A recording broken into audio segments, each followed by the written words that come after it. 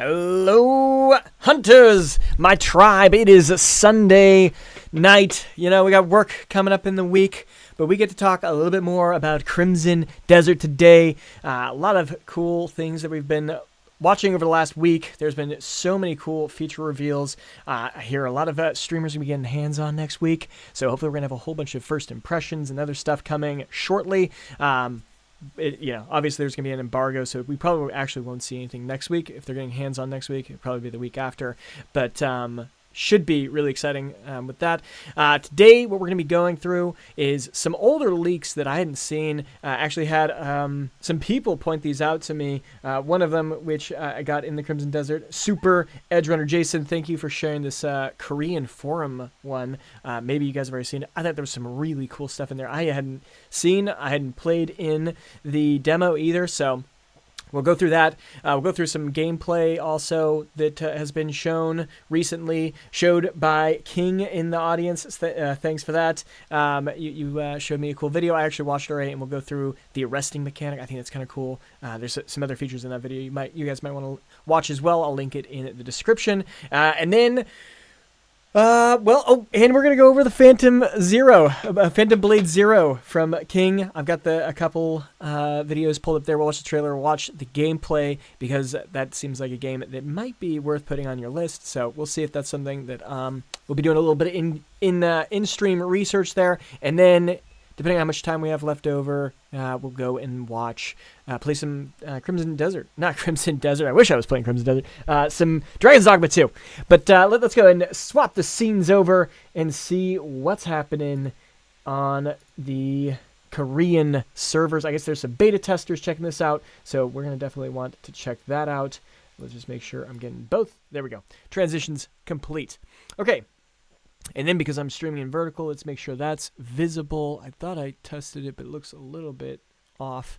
Maybe we can zoom in just a little bit so you guys can see what I'm going through. But anyways, so apparently there was these beta testers. They were checking it out, and then there was some discussions after. None of this is verified. It might be total BS. Who knows? But this is what we get to kind of check out, see what's happening. I highlighted a couple things that I was really excited. I'll let you guys feel free to take a screenshot of yourself, and then you can read it later. But the main one that I saw was really cool is this dynamic persistent world. So it's never going to reset. If you destroy stuff, it stays broken.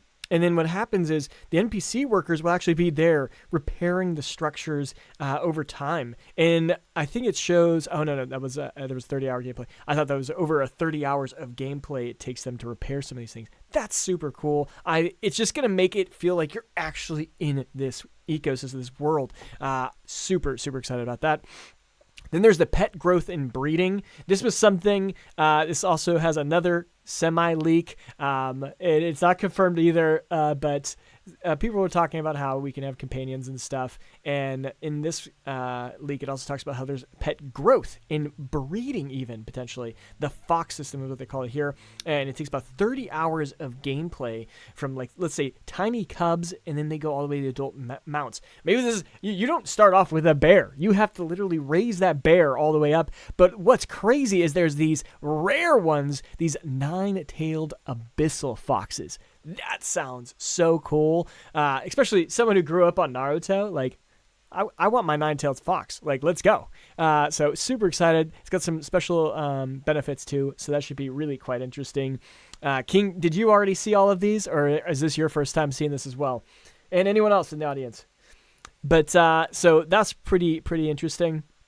There's a couple other points that are pointed out there that I didn't think were new to us. At least we've seen them in there. But the physics-based dungeons, there's roughly 12 to 15 of these legacy dungeons. I guess those are like the big ones. Maybe that's the abyssal zones that we actually we get to go up, maybe in a hot air balloon. And then there's 60 mini dungeons. I'm not sure how that actually compares to, like, let's say Skyrim. Like, let's actually look that up. How many dungeons are in Skyrim? If you guys can see, I don't know how to spell anything, but Skyrim features 100 to 200. Okay, so now that's going opposite of what Will said in an interview, saying that it was going to be 2 times the map size. So we'll see which is real. Maybe that was like an early beta, and maybe there's a whole bunch more now, but Yeah. So, King, this is your first time listening to this. Awesome. It's awesome stuff so far. Sweet. Yeah, that's good. I found some juicy stuff, but this was apparently 2 months ago too. After this, I actually went through the Reddit again, looking back way further, and I found another one. That's what we'll talk about next after this. But that's pretty cool. The ocean exploration and sea monsters. We haven't seen anything. I think we've seen like a canoe going across water, which was crystal clear, and there were fish everywhere. That looked already incredible. But now they're planning on having an actual ocean with sea monsters. That is exciting. Like, I don't know if you've been with the channel for a while. We did Skull and Bones also, and I loved Skull and Bones. I know a lot of people didn't, but there were some really cool elements in there, and I heard that there's like a new startup that's doing Skull and Bones, and they've killed it already, like exceeding Skull and Bones all-time high player counts, and it's just a demo. So I'll definitely have to check that out fairly soon as well, but that is pretty cool. I'm excited to check that out. The fact that you can breed mounts is amazing. Yeah, it will be. Like if that's actually and you know, I thought that it was asked to Will and he just didn't answer. So I was like, maybe that's a thing, or maybe it's not. Maybe he just like it actually got cut. We will see. I mean, breeding in an MMO system, like that's pretty standard.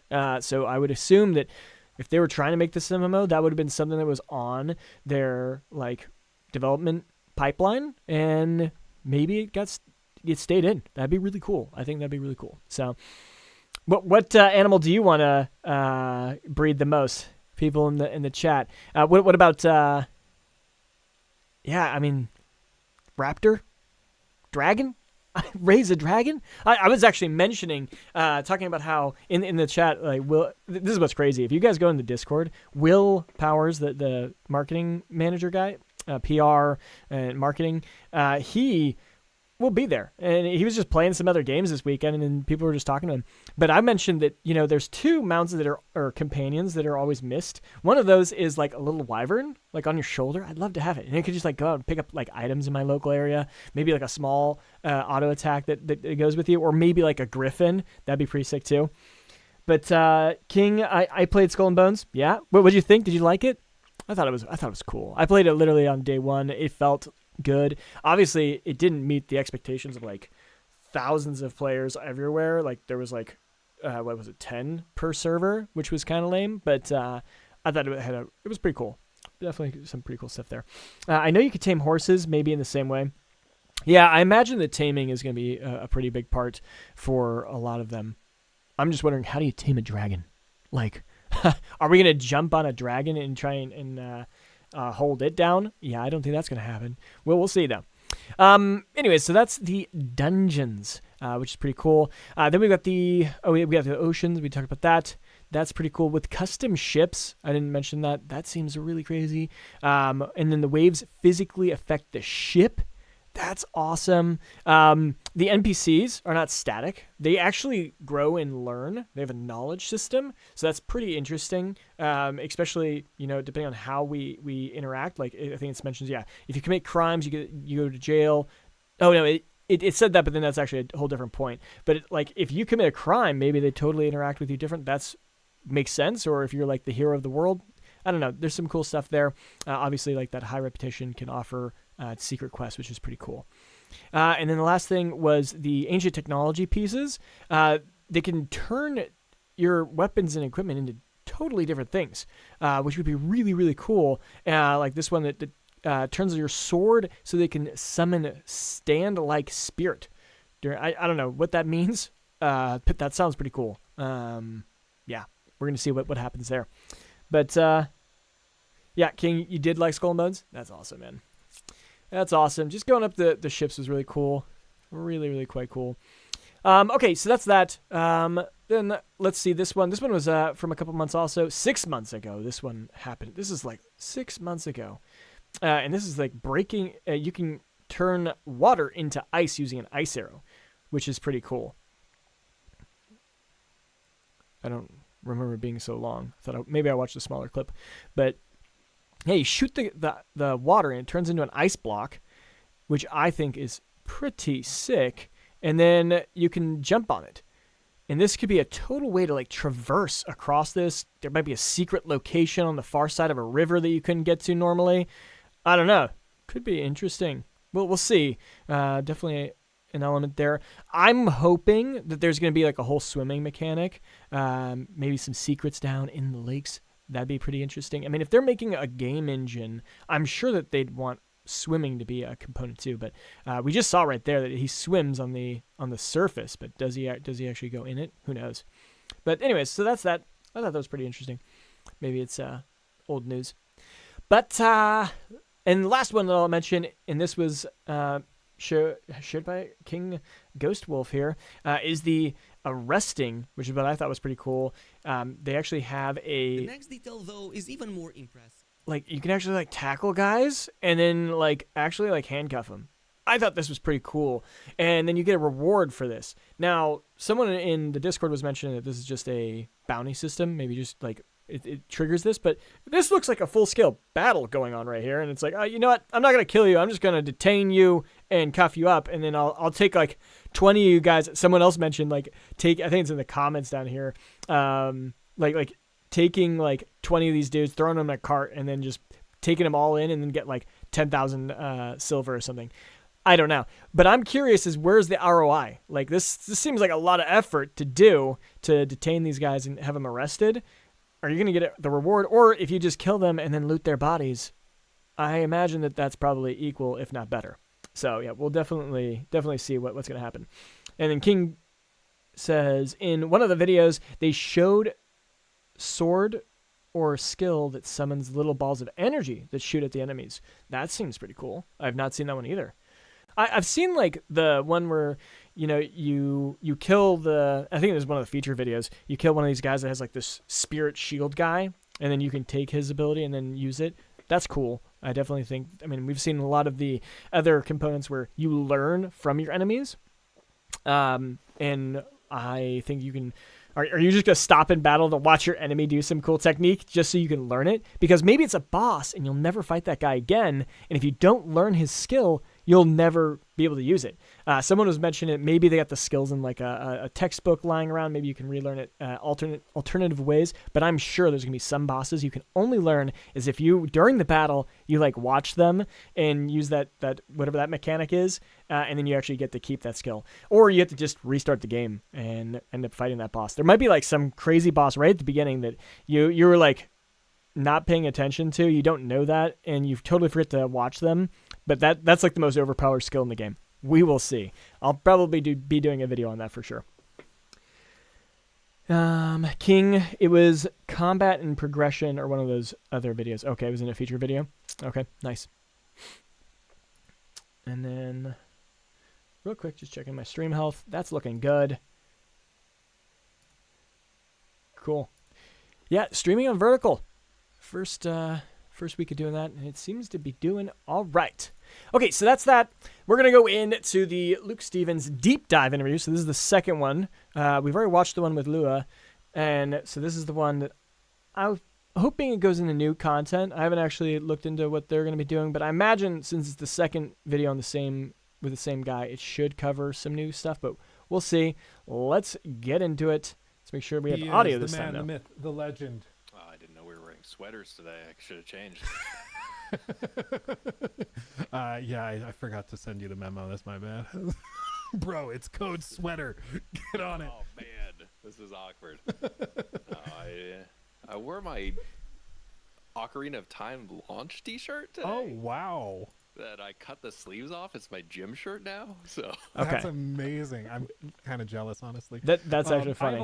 I actually have a pile. It's just outside camera. I have a pile of novelty T-shirts I pull out whenever I'm feeling whimsical. Some of them have been sent by fans. They're mostly memes about the Last of Us TV show. I'm going to be real. oh no. But it's okay. Okay, well, thank you for being here. Thank you for doing this. And I'm real excited to talk turkey. Hope there's about something good here. Crimson Desert. So I appreciate the gosh darn heck out of you. Of course. Yeah. I mean, it's I'm doing the rounds. I'm surprised I still have a voice over this past week, but at the same time, like it's important. I keep telling people that that there are different audiences. Like there's our audience that's been paying attention to the game for 6 years, and then there's a huge audience that's thousands of times bigger than that that's still never even heard of the game. Yeah. So just because we're repeating some of the same information, hopefully there's. I like how he's literally live just fixing his stuff too. As I'm fixing my vertical, if you're watching a vertical. With every news beat, there is additional information that comes out. But if you've been following the game, not all of this is for you. Oh, no. Some of it's to catch some of the other people up. So I don't think some of the people, I love our Reddit, but I don't think some of the people on our Reddit fully grasp that. Yeah, well, and I was telling people before we hopped on that some of the stuff that I'm going to ask you to just give a rundown on, they're probably familiar with, and I'm sure you've given the answer 16,000 times, but it's good to just give everybody a good baseline as we kind of get a little more specific as our talk. I seen the old videos. Okay, sorry, I missed that. Okay, so you saw the old interview or this one? Kind of goes on.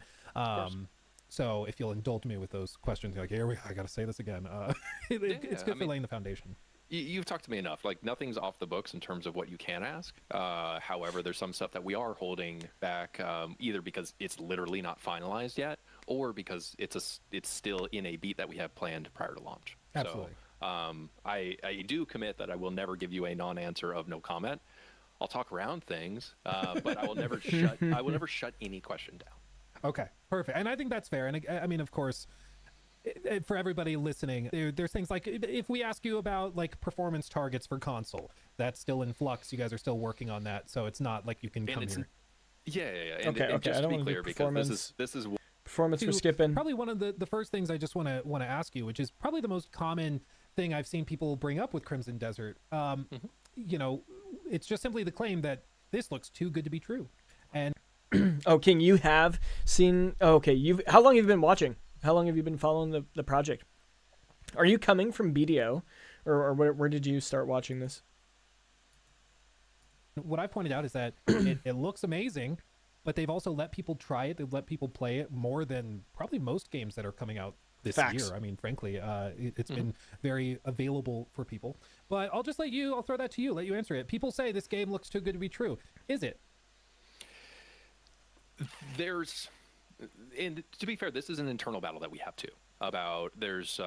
We see the comments on the internet about you guys are releasing too much information, too much footage. Like, leave something to. When people say that, like, just don't watch the videos, don't watch the clips. If you don't want spoilers, don't go in and see all the different boss fights and how to win them. I hate that argument. I think that this is how every studio should launch a game, is show a whole bunch of the mechanics. I used to follow a couple other games, and I was even on like kind of like a board of advisory for one where they built everything in the public, and that was so good. Our community loved it. That game unfortunately didn't ship enough with their launch. They just ran out of money, but I think that's the best way to do it for sure. To be discovered at launch. There's internal camps on our side that like we debate those things as well. There is so much in the game that we still haven't talked about and shown. The breadth of the systems, the breadth of the game. That's exciting. I really, really don't think that anything that we're showing is a spoiler for fans. It won't dilute their experience. Damn. Because the world, it creates a sense of wonder that and because each individual approach will change your experience with things, then showcasing one experience doesn't spoil it for you if you take a different approach. So that's kind of an overarching thought that's guiding my answer to your question. Answer to your question specifically, because the game has changed over 6 years, some of the stuff that was put out there originally isn't even relevant anymore, which is tough because that came from official channels. If you look at the announced trailer in 2019, in November of 2019 at G-Star. He's pulling it up to look right now? Yeah, I mean, I'm sure that there's some stuff like this breeding system that we just went over. Maybe that got totally scrapped. I wouldn't be surprised. Have you guys watched Monarch Legacy of the Monsters?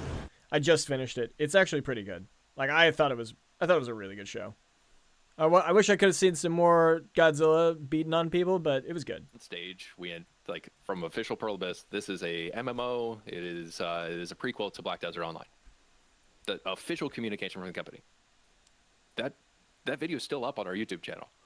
And some people watch it and they get confused because it's still available, and that's communicating from the official source. None of those things are true anymore because And development has shifted. I've why is talked he about this. keeping it up? Isn't he now in charge of all that? Isn't he in charge of PR? I imagine that it gives authority to the YouTube channel. That's probably why. And maybe there's still some really good mechanics behind it that's beneficial. I didn't keep up too much because I didn't want to spoil. Yeah, okay, there you go. See, you made a choice. And now you're kind of getting back because it's getting hyped again, huh? And you haven't watched Legacy of the Monsters? Yeah. No, it's good. It's good. It's a good show. You should definitely check it out. A lot about how in order for a game to come into its own, development shifted, and it had the ability to become its own thing and shine in its own way, not be overshadowed by the initial premise that it was being made into. So that's a difficulty, and I think that spurs the conversation of, is this game too good to be true? Because there's different narratives from different time periods. Yeah, and I think that's what's the hardest thing that they have to deal with, is that you have people with just different expectations of what the game is. Not necessarily like how good the mechanics are or anything, just like, what is this game supposed to be? But I think that they're still going to exceed expectations based on what I played last year. While some of the information from years ago is still accurate and is still relevant to this game, pay attention to the past year. Mm-hmm. Just if you're looking at marketing, if you're looking at videos, pay attention to Gamescom 2024 50-minute gameplay reveal and forward. Okay. Are there anything before that? Just ignore that. In all fairness. Well, it's changed so much. I mean, 6 years for a team as big as the team that's working on it. Right. It's just, and assets that came before that, like it. Whoa! I have not seen that. What's this monster? In all sure. fairness. Well, it's changed so much. I mean, 6 years for a team as big as the team that's working on it. Right. It's just, and assets that came before that. Like that creature? What is that thing? I've not seen that beastie. Looks like a good fight. That like it.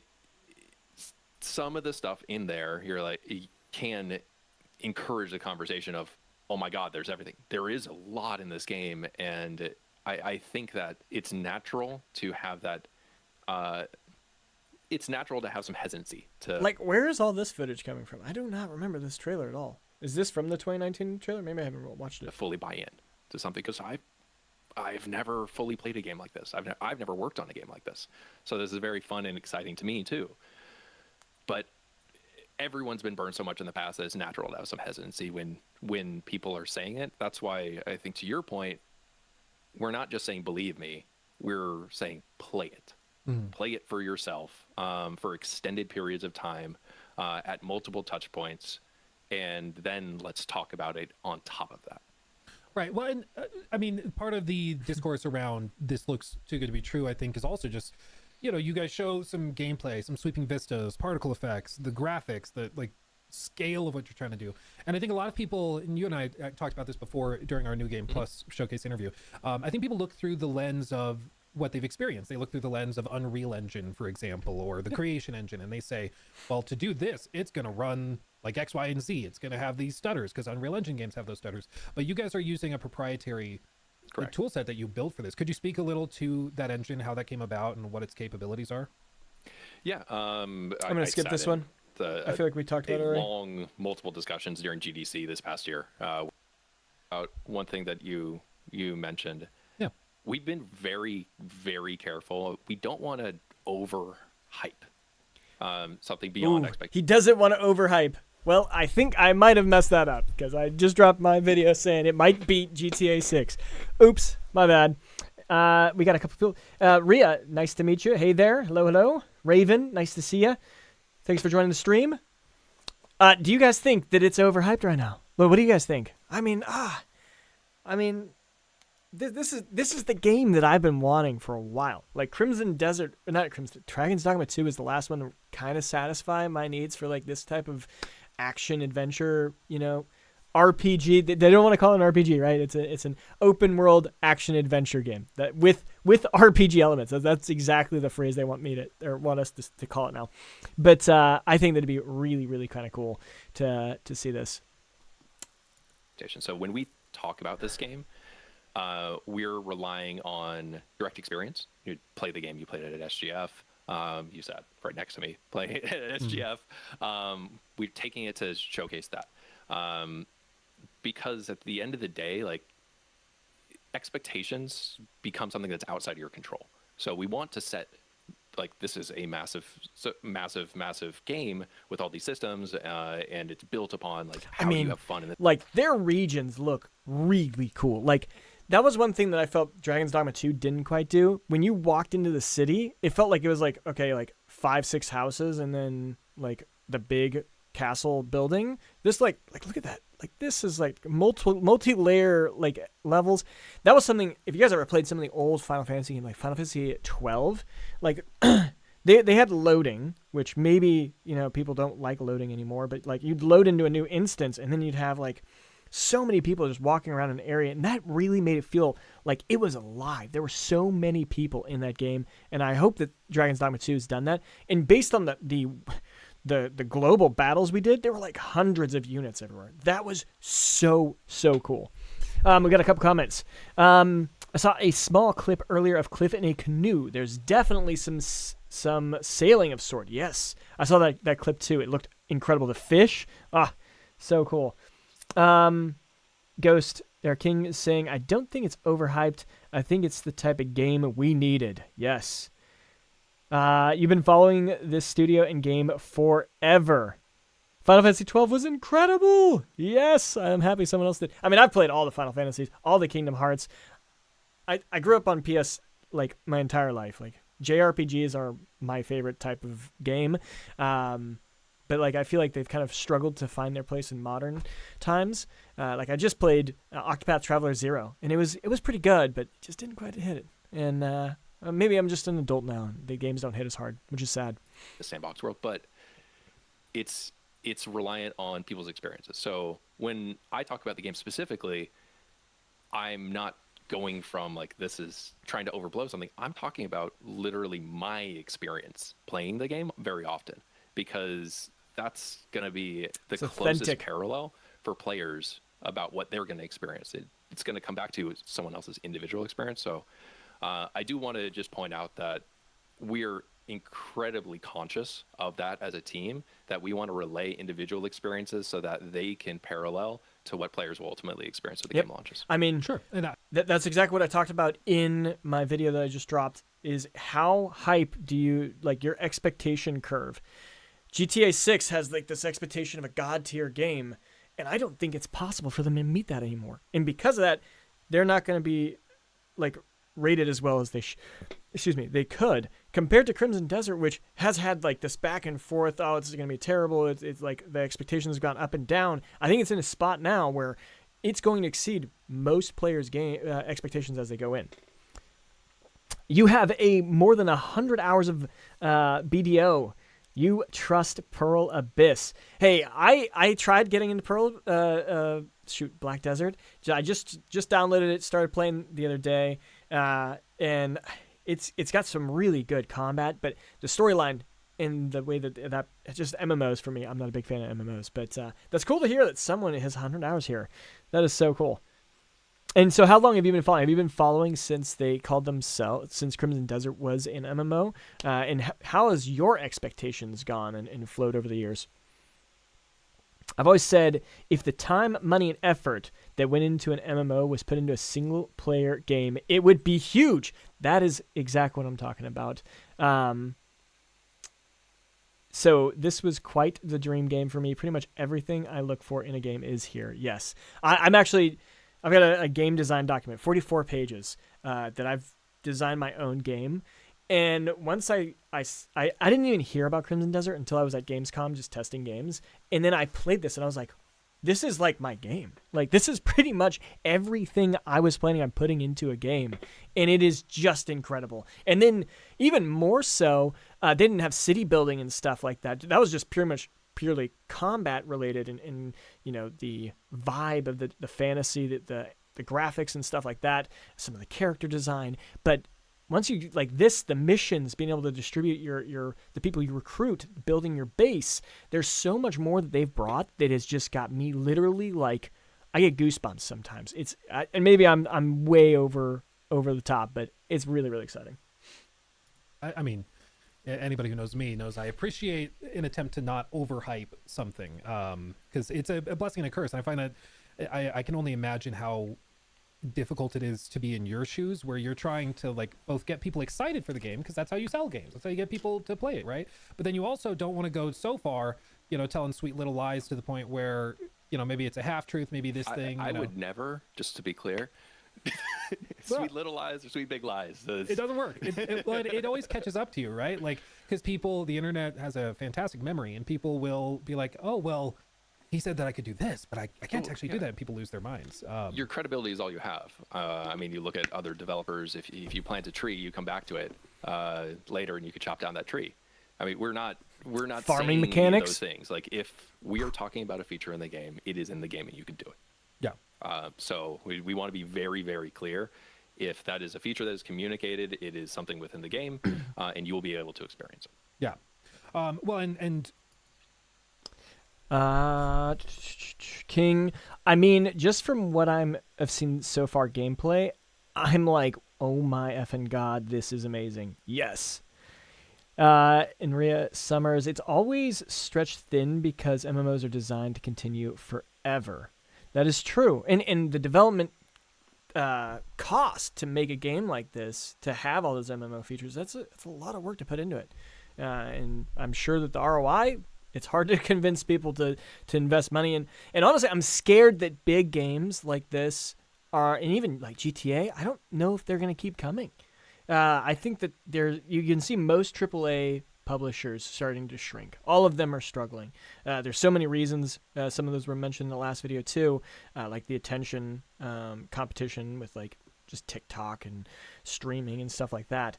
I think all of them are gone, because then you got AI, which can help really make a solo developer be able to make AA games. AA games can make basically kind of AAA games at a tenth of the cost. But the biggest, like, fully, like, flushed out games, I don't know if we're going to see them as much anymore. What do you guys think? With that, I also want to talk about with expectations before we get to audience questions and stuff. In this deep dive that you guys shared just a few days ago, the feature overview, you mentioned one of the feature overviews. Yes, Flex it. Hey, that's what they did really good too. Having 3 features videos, just showing, flexing everything that they're pushing out of this game, and just incredible. Rhea Summers, the head director of this game, said he decided to make the game he'd always dream of instead of an MMO. That is great to hear. And I'm sure, yeah, did they come from the BDO team, or did they hire him externally and brought him in? Because I think in one of the other interviews they said that they were 2 totally different teams. So I'm curious if he came from the MMO side or the single-player RPG. But this is quite literally a passion project for him. The only thing is, with people with passion projects, I mean, we did see the total failure of Ashes of Creation. That was devastating. That was you know what? I actually did hear about Crimson Desert. I heard about Crimson Desert back in, like, whenever Ashes of Creation was at its peak hype, because I was like, whoa, we got these 2 big MMOs coming out, Crimson Desert and Ashes of Creation. They're both going to be action MMOs. You know what? I might have to try one of those out.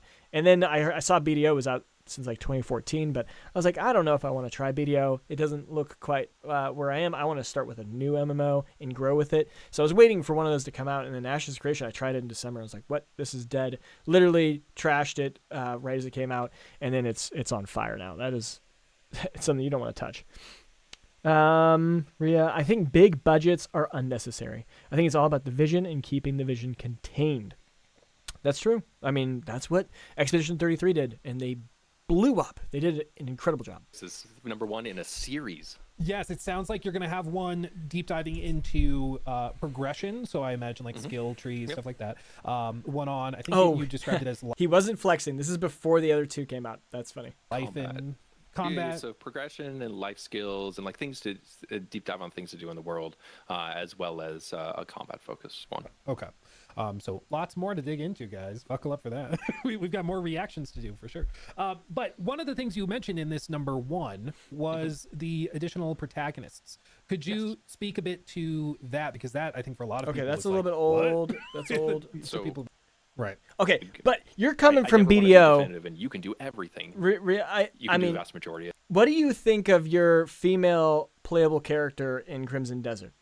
Are you excited for her? Do you think she's cool? She fits like a niche. What are your thoughts of her? And you did reply to. So the head creator of BDO loves single player adventures and always wanted to make one even when he started BDO. Okay. BDO ended up becoming a cash cow, so he soon realized he basically had the money to do it now. Okay, so that's why they were able to build this. That's awesome. Like, that's such a dream, you know? You make money one way, and then you can just dump it all into building your own game. That's exactly what I want to do. That's literally my dream. I'm building, like, AI tools and stuff and trying to sell those, and hopefully one of those really kicks off, and then I can start, like, a super small studio and make a crap game that doesn't make me any money, but then I can start slowly building up my skills and get somewhere. I think she looks sick, though her name is Strange. Lol. Hey, you know, I'm just going to mention, I got in that character selecting in BDO, and you have some incredibly cool characters, some female characters there that I'm like, wow, she's awesome, she's awesome, she's awesome. And I just don't think they transferred that to Crimson Desert.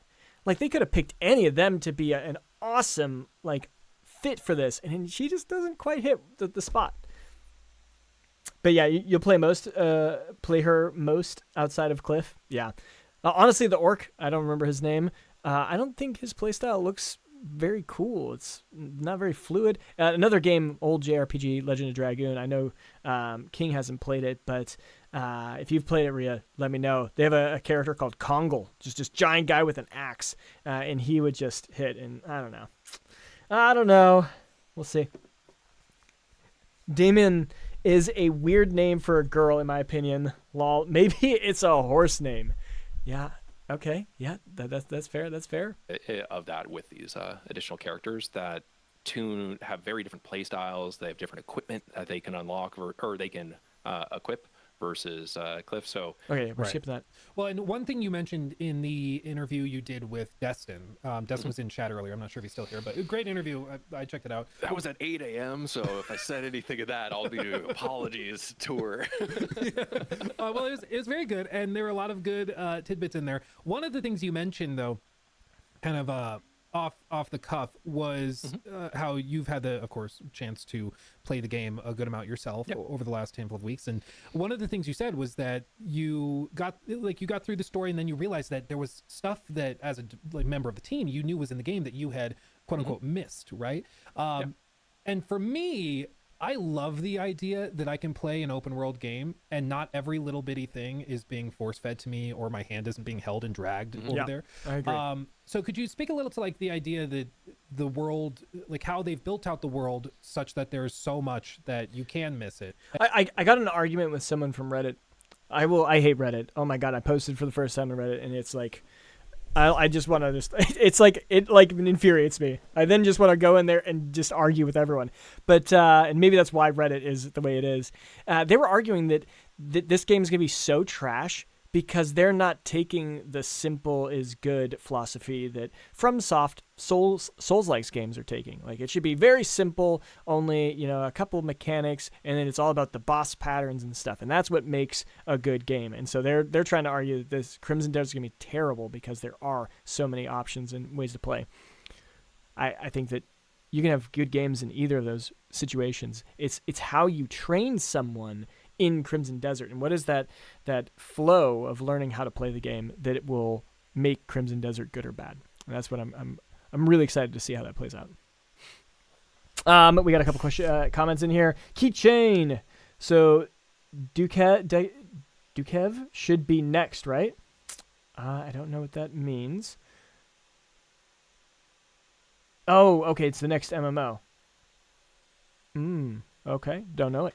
But yeah, and that's why you can customize her, the Damien. Yeah, we will see. We will see. Hopefully, there's some good customizations. And that you're not trying to force feed everything to everybody. Everybody's going to have different experiences. Yeah. Well, I'm just gonna repeat what you just said. No. Ditto. Yeah. I don't want to compare it specifically to any one game, but that particular element reminded me a lot of my own experience in Elden Ring. Where And then he actually after mentions I Elden Ring. beat Elden Well. Ring, I was looking online because I don't want any spoilers. You. Oh, I'm you, sorry, guys. I don't have building premium. your app. What a waste. Yeah, I mean, what do you guys think? Do you guys think the design philosophy around Souls-like is better, or more of you have a lot of options, a lot of different mechanics and stuff to build up? I'm sure that that's a kind of a question that MMO players will like more features better, but we'll see. King is saying that the one video I seen today that panned the camera around to show the area of the map was so big, I could tell how long it would take to get from one side to the other. Hey, that's why we get a dragon, right? Or a raptor. Can't wait to get a raptor. That'd be sick too. And someone talked about the town of the living pots. And there's a huge thing about how this was the most moving thing for this particular writer that he experienced in the game. I never even found that place. Like, this is a huge thing. It was the most important, most impactful thing that he saw, and I didn't even know it was there. It was that for me. That was my experience where it's like, oh my God, like I just didn't do this quest line because it wasn't overt. It didn't hit me over the head with it. It was one quest that it started. That reminds me of like Dragon's Dogma 2, where there's a quest you have to like save a boy, and like if you just don't follow it right, he dies, and then that's completely over. Or like if you don't listen to what's happening, you don't even know that this guy's dying, and then you just find out later that some kid had died in the city. That's got eaten by wolves. I thought that was a really, really cool quest line, and I hope they have a lot of those emergent kind of ones where you're just like walking, and if you hear something, you have to do it immediately and then, or else it's too late. And I hope that that's the kind of stuff, and that's what he's talking about here. At least that's what I'm hoping, is that he just didn't know that some of these things happen, and he totally missed them. That'd be a really, really cool situation. What else we got? We got some comments in here. Meh, it's whatever. Yeah. Rhea, the game's action seems more like a combo of Devil May Cry, Ninja mixed with BOTW. What does that stand for? It's shaping off the top of my head. Shit, I can't remember. But Xavier, 200 hours and more of game for sure. Yeah, I mean that's what I'm hoping for. Like that should be the minimum. He's saying it's 2 times as big as Skyrim. Like I'm hoping there's 200. Like I'm expecting the campaign to be maybe 20 to 40 hours. You know, let's be honest, the main quest line. But then you should have 200 hours of exploring, hopefully at the minimum. But with him saying it's 2x Skyrim, I got 200 hours in Skyrim, so I could see this being 300, 500 hours, maybe. Well, we'll see.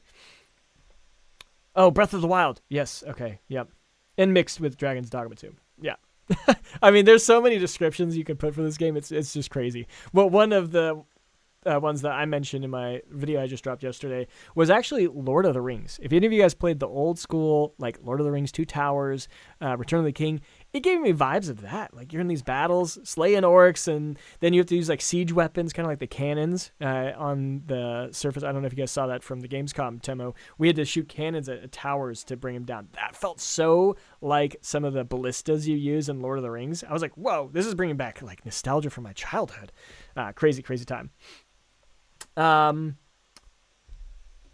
Rhea Summers, which is pretty funny because the combat designer for Devil May Cry and Dragon's Dogma is the same person. Yep. King, this game has the mechanics of probably 10 different games. Easily. Started in one place, and that started the branching path, or the path for this quest, and I just never took the first step. And that guides you to a whole new area. It unlocks your ability to visit that area. Without this quest line, you're forbidden to enter this area. You get thrown out. There we go. So your own personal path and progression can change the areas you explore and ultimately your experience with the game. Okay, so now that's actually meaning. So another thing that I really want in the game that I was going to design is let's say you have like all these different factions that are fighting each other. And if we only decide, or like we hear like all these different situations are going on, but we decide to go to this one first, we go there and try and help out. Or first, maybe we try to kill the Black Bears because they're our main rival. We just decide to go straight for him. If we do that, maybe one of the other factions permanently like hate us and we'll never get on their good side. But if we go to them first, maybe that unlocks a whole bunch of different quests. But then maybe the Black Bears attack and eliminate a whole different faction because we didn't take them out early. Those are hopefully the situations that unravel as we start to play. And then that's where the replayability comes in, because you're like, okay, wow, I took a totally different path. I want to go back and redo it from this point. That would be really exciting. We got a couple comments. Honestly, the sieges were giving me Shadow of War vibes. Yes, that's a really good one too. Oh, I didn't even think about Shadow of War. That's a great one. King Ghost Wolf. I know beggars can be annoying in the game in the video. Yes, yeah, you did. Yeah, King, the one you sent me, the little kid just chases after you. He's like, give me money, give me money. That's definitely something that'll be interesting. But I still think, I betcha, there's going to be a point where if you actually give a beggar like a coin every single time, he'll end up becoming like really rich and famous by the end of the game, or like mid game, and he'll give you just like, thank you for all of your donations. Here's like 10,000 coins for helping me throughout the entire, or maybe like some legendary piece of armor. Like those are cool elements too. I hope they record. I'm already planning on pitching a coin to every beggar I see. We'll see. Rhea, faction wars are almost mandatory for open worlds, I think. Yes, they are. Xavier, I have the idea to ride a wolf with a spear. Yes, that would be really cool too. I definitely want to do that. Which I find to be really cool, especially in a game with a set storyline and plot and ending. When I'm riding the train, just like this. Sorry, guys. Yeah, I think I'll have to buy a premium if I start doing more of these reactions and talking about interviews and stuff live. And this one's got two ads. How many of you guys got premium? YouTube Premium. I had the trial period for a while, and I was like, I don't know. This experience can be drastically different. In that sense, it's very much similar to like in Elden Ring style of the plots. I was watching this puzzle actually. This was pretty interesting. What is happening? Eventually, each player's experience. We unlock, like in one, he's got this cool helmet. So that's one thing that I noticed. He's got like a specialized helmet, I think, that then unlocks the ability to see stars at any point wherever they are. Is what I think is happening. In that turn sense, that down for a sec. It's very much. And so you can see a constellation, and maybe that's important to unlock some things. Like in Elden Ring style of the plots. The plot's gonna. Yeah, it doesn't show any more than that, but that's pretty cool. I think a pretty interesting one there. Got some comments. Arch. To be honest, RPG type elements, I don't like them because they put you in a position when you want to chill, but they force you to pick a choice. Do you agree? They put you in a... I think that an RPG should allow some level of choice. And I guess it also comes down to what is your description of an RPG, right? Because like I think this is an RPG, but they're saying it's not. A lot of people would say it's not. I think in an RPG, you need to have some character growth. They need to have stats, leveling system, equipment upgrades, something along those lines, some way that your character gets stronger over a game. You need to have a story that it actually progresses, and how it progresses is where maybe that could be, interchangeable. I mean, but you can have roguelite RPGs. I don't know. I don't think that being forced to pick a choice is bad in an RPG. I guess that's what I'll say. You just want to chill. You just want to go and explore and have everything, you're more of an explorer. I understand. That's good. Rhea, the little details are insane. I like how you can lay down with your horse and pet it. The fishing looks realistic. The blades of graft shift and terraform when knocking enemies and objects down. Yeah, there are quite a few. Like just the VFX. I'm a big fan of VFX and flashy kind of stuff. I know that's one of the complaints some people have. Obviously, you can tone those down in the settings, but I think that adding those in is going to make this game feel really cool. Like you're going through. And fishing, I love fishing. Like Final Fantasy 15, I spent more time fishing in that game than I did beating it. The same thing, but your experience within the world, because of the decisions and everything you're making, is going to be very different. If you're talking with your friend, it's a lot of, oh my God, did you do this? And that's where I think that is what I'm hoping. Like, oh my God, did you do this? No, how did you do that? Oh my God, I have to restart my game to play it? That's what we want. That's what we want. really sings for me. Like we have a room where we have like 4 PCs and we're all playing at the same time. And it's a lot of people like, I found a sweet weapon. And then everybody goes there to get that weapon. Yeah. That was my experience when I was playing Fallout 4 for the first time. Single player game, but I played it in party chat with a bunch of my friends, and we were all sharing. I found this Dude, cool thing. talking about that, I'm going to be in Discord playing this probably when I first get it. If you guys want to play with me, let's hop. Let's talk. Let's hang out. I want people to play with. If we find cool secrets and stuff, let's share it. That's how I think people are going to play this game. That way I can make content, clearly for my own advantage. Just kidding. Sure. I can already see the TikToks in my mind already of like, did you know you can find this amazing Yes. sword in this cave if you go around here? I can already see it happening. Yep, that's exactly what I'm going to do. With that, On one of my other channels, so I have 4 different channels, and one of them is actually purely RPG.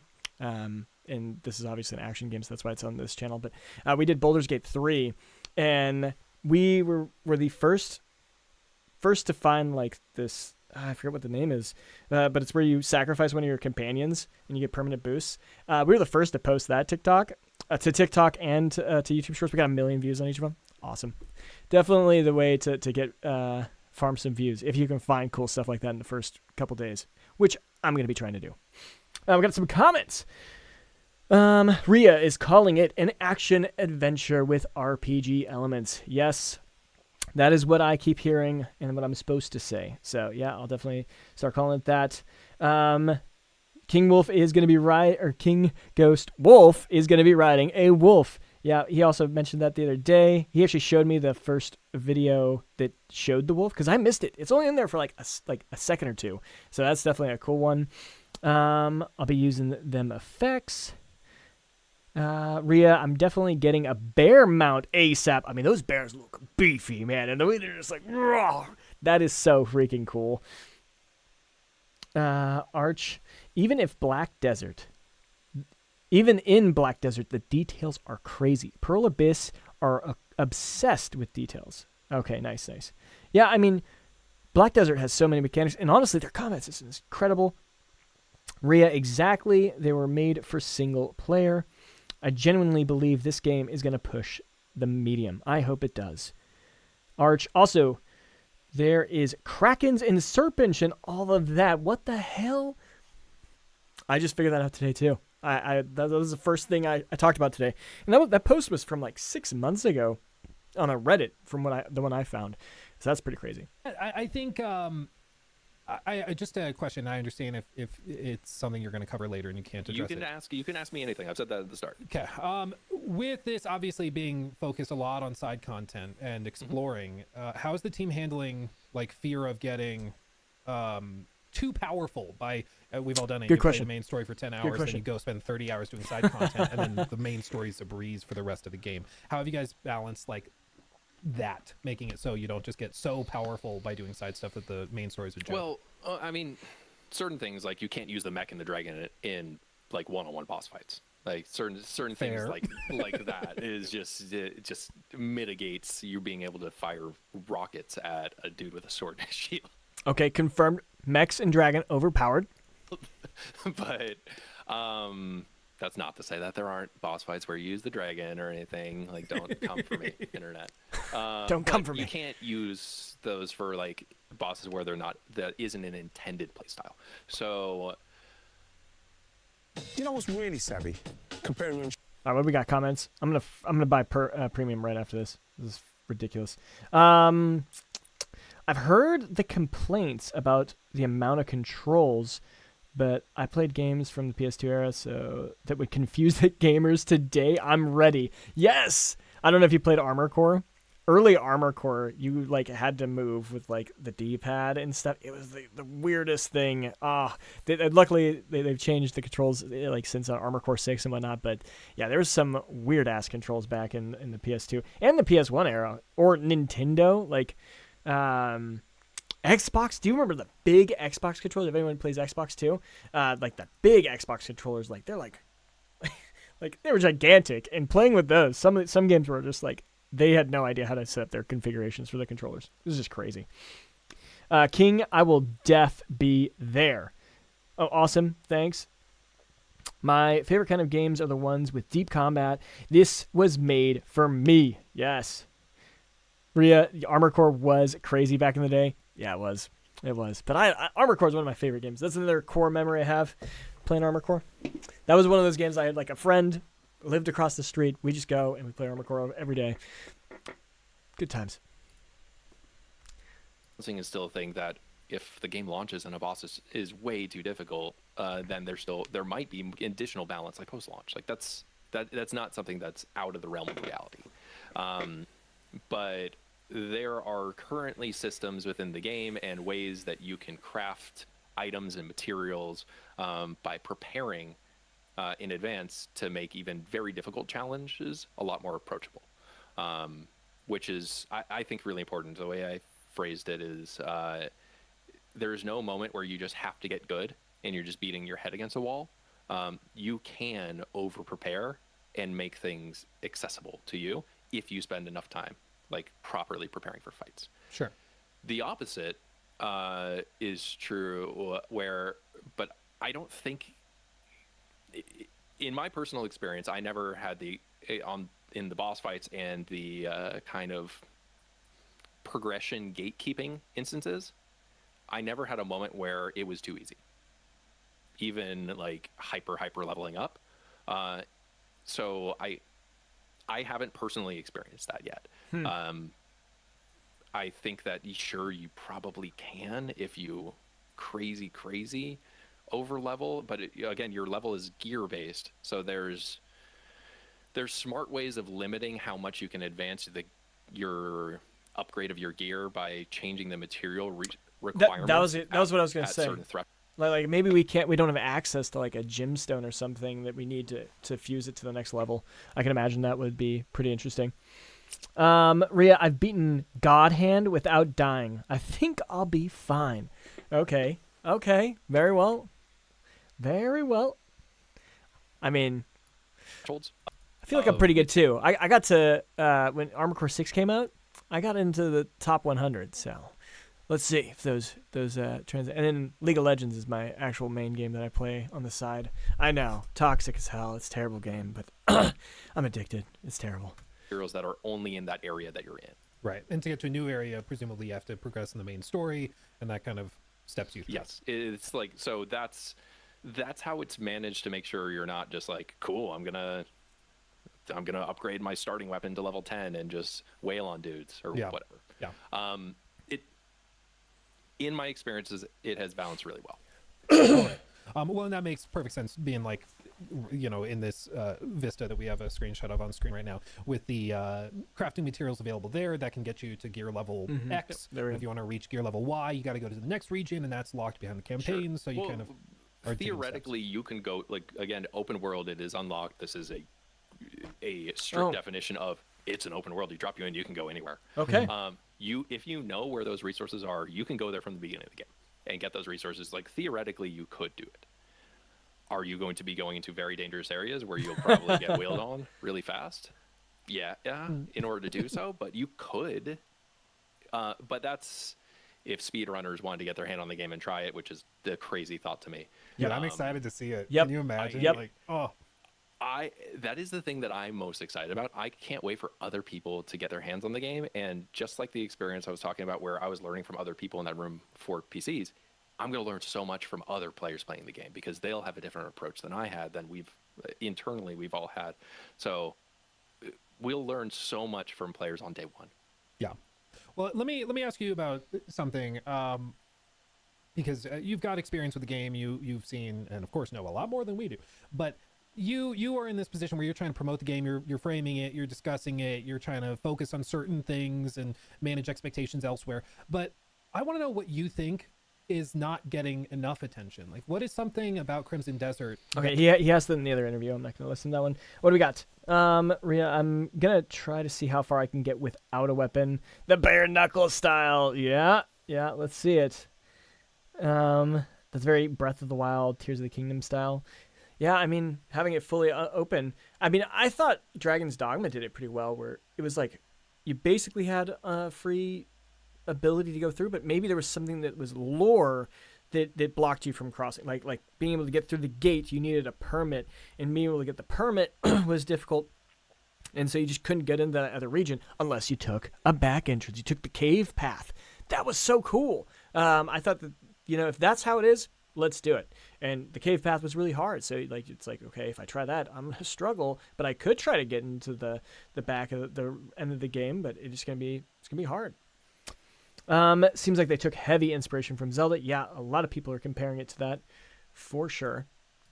That people have overlooked or that has not gotten enough love that you think is going to be a standout when people... Skipping. Whoa. God. What's that? I just built a budgeting app in base 44. Guys, Nina just built an app. Impossible. You're not getting code. Interesting. Can it generate? This is crazy. It was asked by multiple people. I'm sorry, I can't do a specific call out. People are asking about any intention. Are there any intentions to do... Nope. They don't want a demo. That's fine. Goblin Slayer asks, when can people expect to see footage on platforms other than... No, we don't care about that. Will there be multiplayer? No, that's not happening. Local Rotten, I think? How long will the campaign be? How long will the campaign be?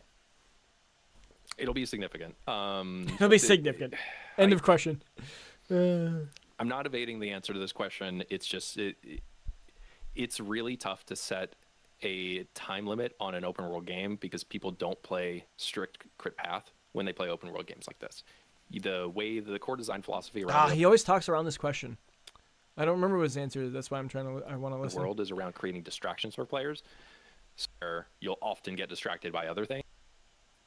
I don't think anyone, even internally on our side, has tried to just beeline crit path. I mean, time investment, but I will caveat that because to try to can you beeline the story in like a literally Red Dead stumbled 2? on it. Didn't give us anything. Upscaling options, we don't Officially. care. What's in this one? Any arrow? Okay, here we go. Actually, the first comments. Use Brave. There's no ads. Yes, I should use a Brave browser. I'll download that after instead of getting premium then. That sounds like a good idea. Rhea, failing a quest in that game, it felt awful. Yeah. Oh, you're referring back to Zelda. Yep. Ghost, delete ads. Yes, I need to. Rhea, the stealth is deeper than is first expected. Yes, I saw that is like I saw a whole video just talking about how stealth in this game is gonna be pretty sick. I actually don't like playing stealth. I remember playing Skyrim. I'm sure most of you guys do too. Like you'd go stealth, and you could just assassinate like everyone. It actually like kind of like made the game too easy for me. And I was like, oh, that's kind of boring. So I had to change up my play style because I went stealth first. It was way too strong. I hope it's not too strong in this one. Is what I'm trying to get at. This is not Skyrim. I don't know if you knew that. This is actually an interview for Crimson Desert. So I've been filtering through questions. I'm like, okay, that makes sense. Okay, that's fun. I was at the Square Enix office a couple of years ago, and they had a Lara Croft statue in their office, and it's pointing down, and I got in front of it and took a picture with like bent to the knee, like so that the arrow was going into my knee, and made a really bad joke. It's at this point, it's like core to gaming culture. It's just a classic. You know? To my knowledge, again, I have not experienced all the content in the game. I have not come across an arrow to the knee joke, but there is. I'm not going to discount the possibility that it's somewhere in the dialogue. It's somewhere right. Yes. Central Hub, we already know about it. Real quick, this is cool. I just wanted to let you know, Corey Barlog, the one and only from Sony Santa Monica, is in chat and said, wow. quote, "The game is looking really great. Please pass on my admiration and congratulations for what the team has achieved. That's Truly crazy cannot that wait to Sony- get lost in this world." I love Corey. I don't know if he knows this. We worked together on God of War. Is that So he's okay? He was cutting out during this interview. Corey is amazing. So huge respect, admiration. I worked on Ascension and Ghost of Sparta. So the great respect for the Santa Monica team and Corey. That's fantastic. That's super cool. Yeah, small world. That's Get the thing that better I've internet, noticed Will. when you start talking with people like yourself that's really experienced, Corey that's really experienced, is that the industry's big, but it's also very interconnected. There's a lot of crossover where people have worked on all sorts of stuff before and together. It's honestly really cool. With this, let's see. Doomwalker is asking, are there plans, or at least is there a goal to get the game Steam Deck verified? Nope, don't care. What's the story comparison? Yeah, that's a good question. I want to hear this one. Actually, what's up here? I love Stealth from King. I won't be doing just story. I don't think anyone here is just gonna be doing story, right? We're gonna go explore. Like, that's what we want. Like, most people watch the overview and miss that this man is literally hiding in a tree. I did not actually see that. He's hiding in a tree at one point. That is some Assassin's Creed kind of aspects there for sure. I mix it up. One quest I'll be aggressive, the other one I'll be stealthy. Hey, that's nice. I love that you can climb everything. Yep, Breath of the Wild is a feature I want constantly. Yeah, for sure. I loved Assassin's Creed. Like, I played all those. Mirage is on our channel. We broke down some stuff there. It's a core of, like, really good. Like, Assassin's Creed 1 and 2, when they first came out, I was just like, what is this game? It's incredible. Absolutely incredible. I don't. It's a good question. You're making me. If you're ever making me think, like, it's a good question. I hesitate comparing it to any one game. Like, and that's kind of why I'm pausing. And also, I haven't experienced the entire breadth of the content within the game, so I don't want to. Anything that is going to be representative is going to be representative of my experience in this. So, yeah, it's.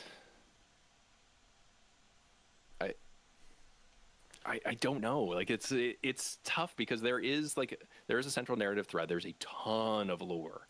And background information that goes into your codex as you're exploring the world, for those people that love all of their backstory and love all of their like encyclopedic knowledge of the game world.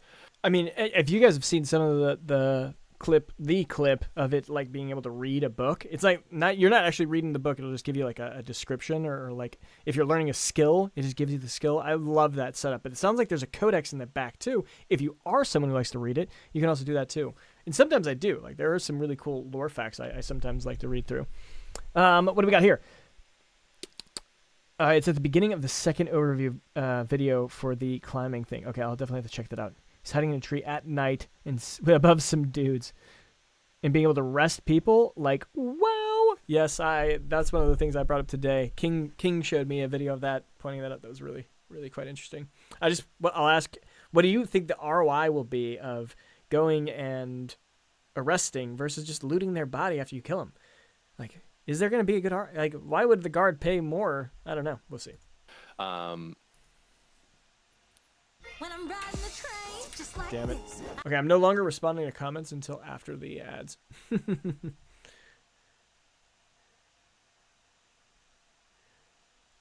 And then, what else we got to watch? Got the Phantom Blade. We'll check out Phantom Blade after this.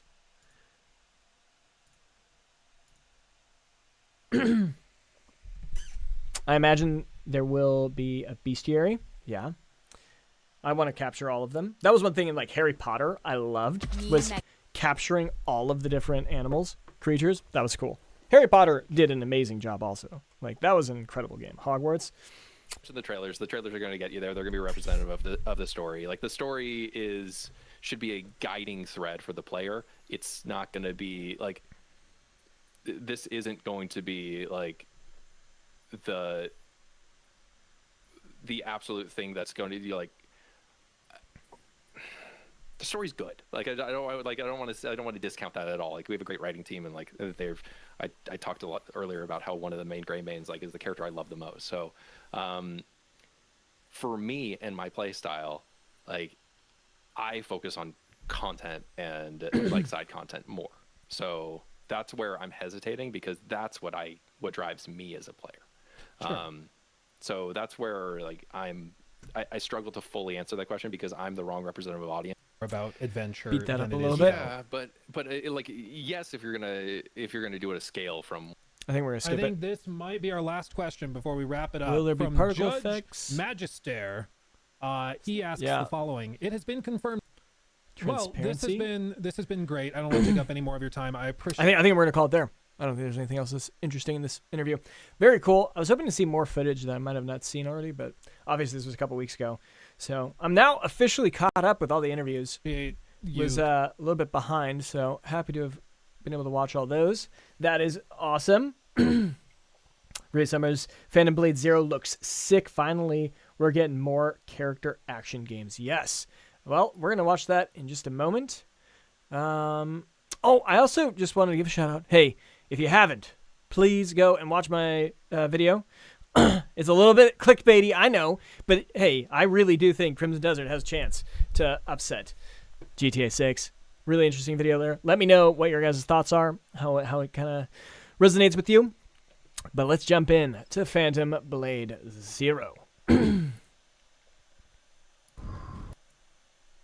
Full screen this baby. Let's go.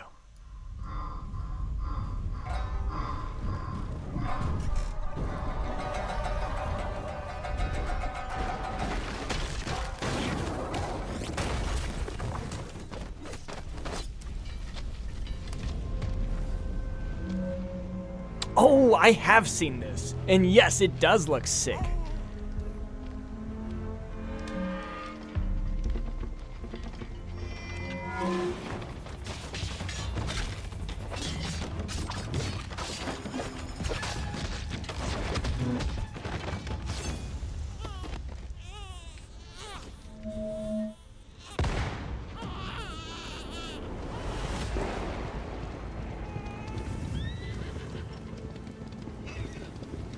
No one goes near that place, at least not anymore. But you, like darkness.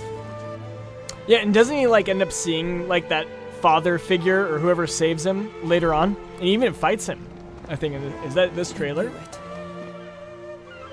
You'd never break so easily. Wow. But why did you come back? The Order's blades are coming. They failed once, but they won't fail again.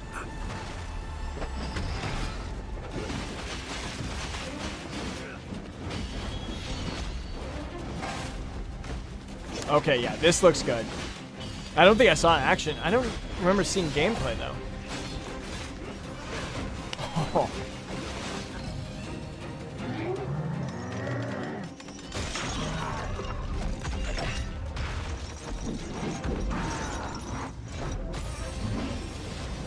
Timed attacks like God of War.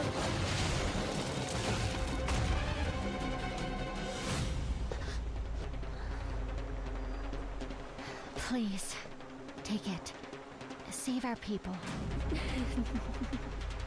The girl's nothing but a shell now. She'll never be the same. Wow. Heartbroken already. But we broke your spirit! Phantom is movement, striking from where none expect.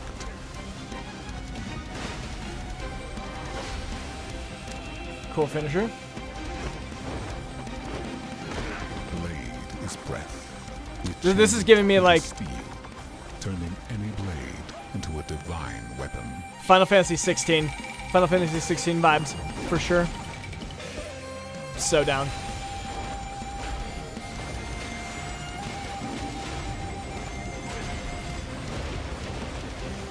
When Phantom and Blade unite, no And when I say Final Fantasy 16, I just mean the combat, not the Japanese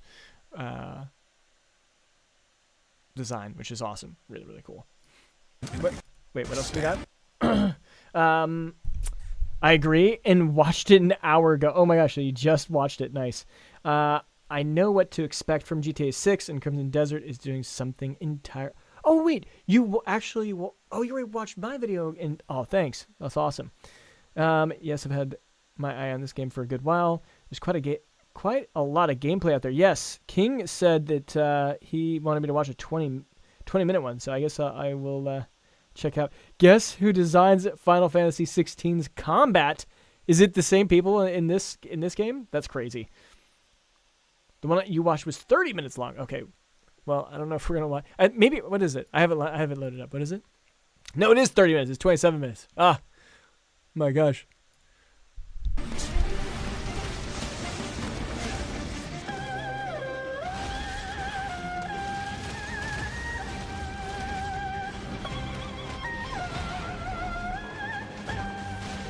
Variety of different weapons. That's cool.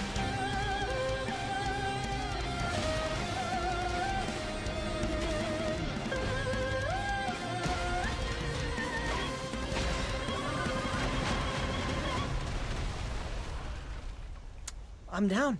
Wait, when is it release? September, right? Let's go. I need to get into the Discord. Yeah, and it is a stat. Okay, I totally watched this one. See?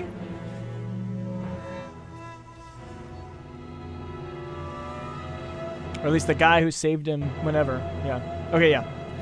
9-9. We'll be there, folks. We'll be there. In fact, let's go ahead and get into their Discord now. Phantom Blade Zero Discord. Because I'm definitely not in their Discord. I should probably follow the Reddit too. Reddit. Ugh. Okay, well, let's go to the X. X usually has the Discord on it. Except this is not my browser for that, but that's okay. You know, be a part of the community. When is this open? Oh, what? Their Discord just opened? Let's go. We'll be some of the first. In not even a month. Get in there. 3,000 members. They only have 3,000 members. Everyone, if you want to play this game, get in their Discord now. English. I'm a paid sponsor of Phantom Zero, by the way. No. Yep. Okay, we will mess with this in a little bit. Let's fix that. Get out of here. Game news. Discord. Just game news for now. Okay. Finish. I'm in so many Discords. My Discord notifications, I have to like just mute Discord because it's a nightmare. I need to go through all the servers and fix them. It's just crazy. Okay. Devil May Cry combat designer. Okay, awesome. That totally makes sense. Yeah, I knew that Devil May Cry and Dragon's Dogma are the same director, but I didn't know Final Fantasy 16 was the same one too. No wonder this game looks so good. I'm so down. So down. Let's go. Okay. Let's close that. Let's close that. Gameplay, baby. Let's see what the gameplay is. Is this the one you were looking at? But this is a year ago. Is there a newer one? Did I get the right one? Here, let's copy. Let's see. Pause that. New metal posters. Shut up. Is there one down here? Nope, that's not going to show me. Is this the one that you think I should watch?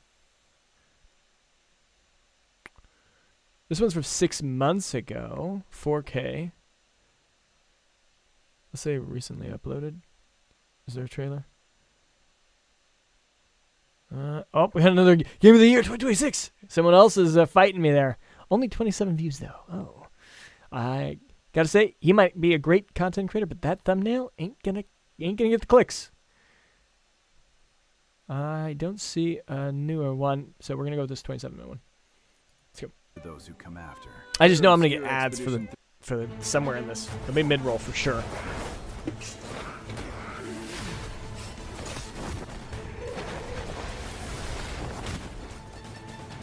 You know what? I've actually seen this one too. I've totally watched this one.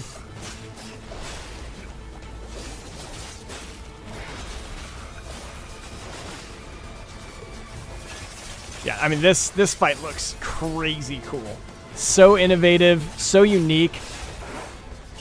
See, that was what I mentioned in my video too, about how I just don't know what GTA 6 is going to do and innovate upon itself. I mean, they've done it over the last, 6 iterations plus Red Dead Redemption, but are they going to be able to make something that feels new? I don't know. This game looks new. It's got some, I've never seen some puppeteer pull people up and then put them back down. That is cool.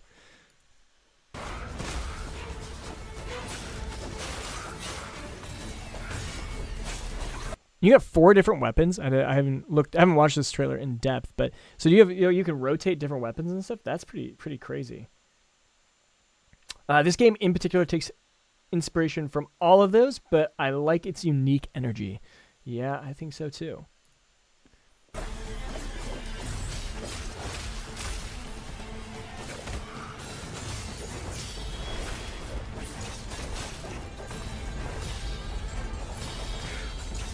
It's got a good parry system, I'm thinking.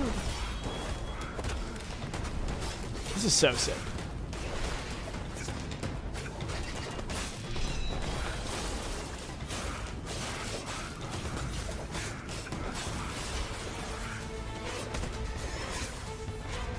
What?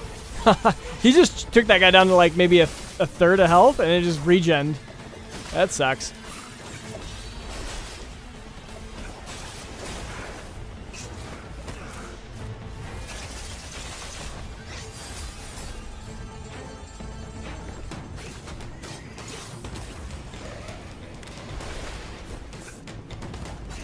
You just revived one of those guys? That's pretty cool. I'm going to skip along. I'm not going to watch the whole thing. I want to see some of the other fights. Oh, yeah, and then it changes to this. This is crazy.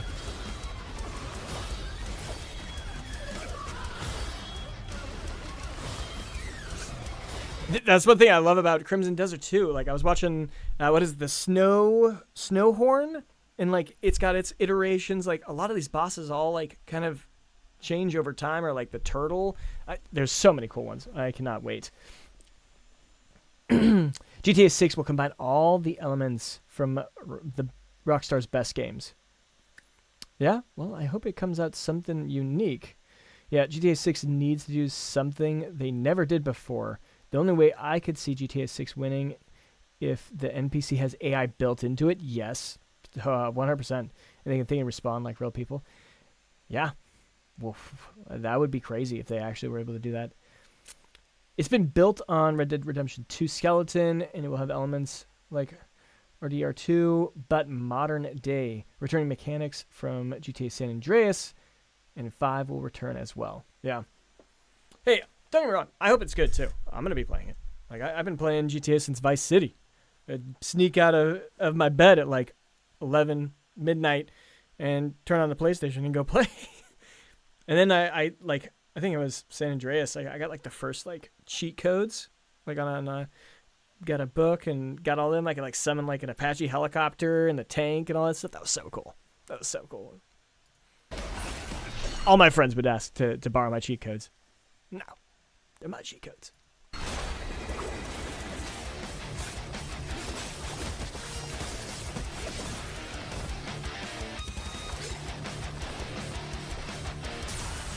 That's pretty cool. Okay, next fight.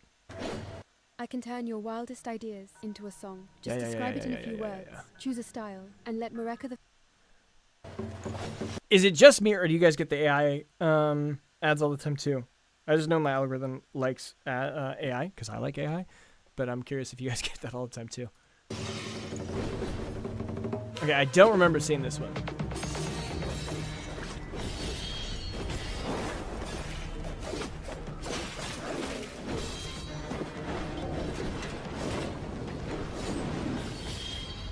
Okay. That animation literally, reminds me of the harpies in Final Fantasy 16. 100%.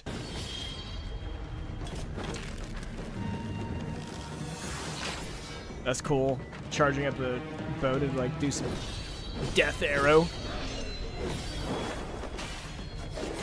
It's looking pretty good.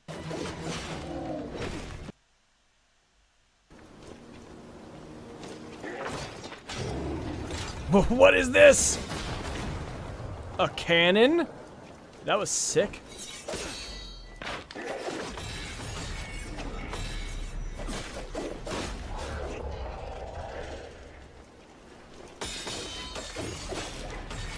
Okay, so this is just like regular fights too.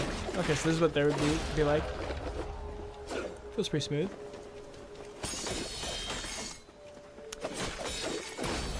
Yeah, I wonder if there'll be a GDC.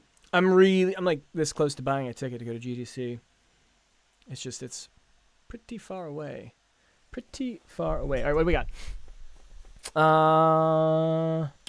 Yeah, I played all the old games. Yeah, nice king. It's going to be amazing for Rockstar standards, but it's not pushing the medium or the genre for crime games, definitely. In general, no. Yeah. Okay, you get the AI all the time as well, especially the weird TikTok ones. Yeah. GTA will succeed not on just name and reputation alone, because it has no competition in its subgenre. There are no other open world crime games right now. True. You know, so I also did a lot of crypto games. That's one of my channels in their crypto game channel, and there was one crypto game that was trying to kick off there, but I got early access to it, and I was like, this is not going to make it, dude. This is not going to do anything. Like, no one's going to play this.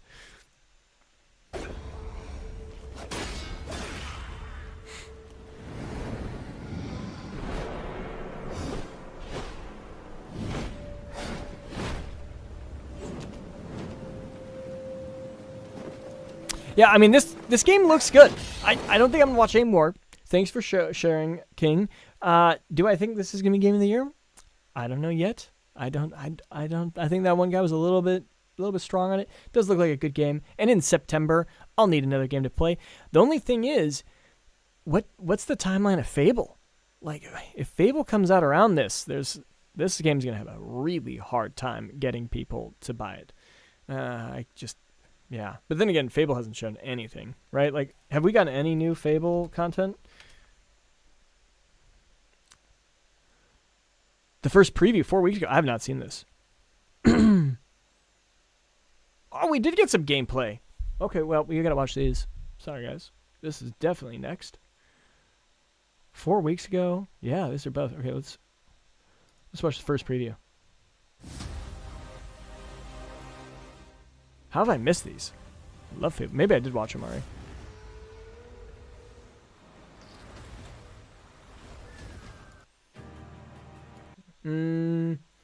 I wish Ubisoft would stop being wimpy and make one.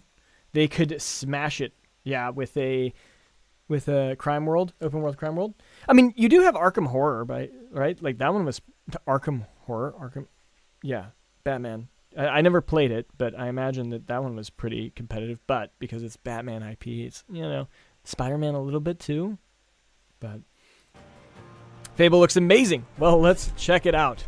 Let me start by saying that I am borderline blown away by what I've seen from the Fable reboot so far. New Fable developer Playground Games already had my trust.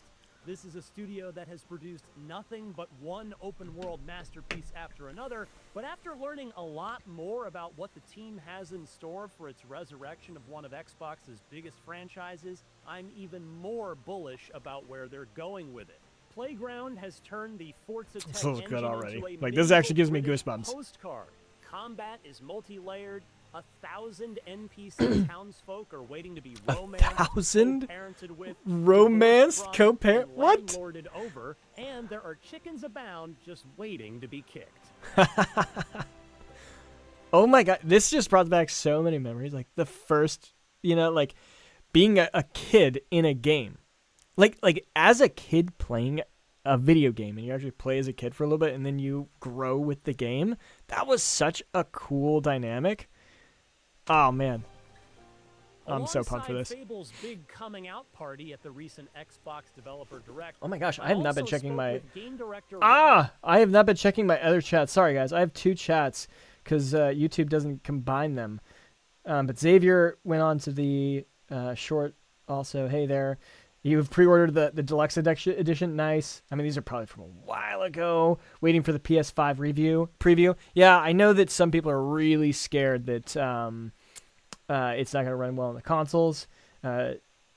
JC'd. I love gun gameplay, so I'm excited for her. Oh, you're excited for... oh, wow, that was so long ago in the game. Shoot. I'm so sorry.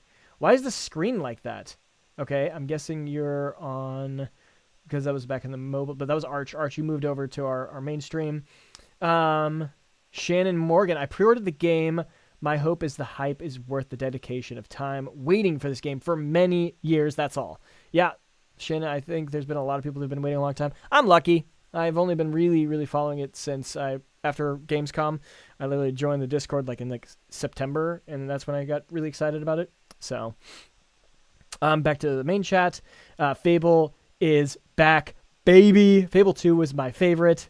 Yeah, I'm definitely waiting for Fable King Ghost. A lot of people say combat is like The Witcher. Dude, this game, this year, another game that we haven't talked about yet is Blood of the Dawnwalker. I'm so pumped for that one too. That one looks really, really good in the way that they're setting up the storyline and everything.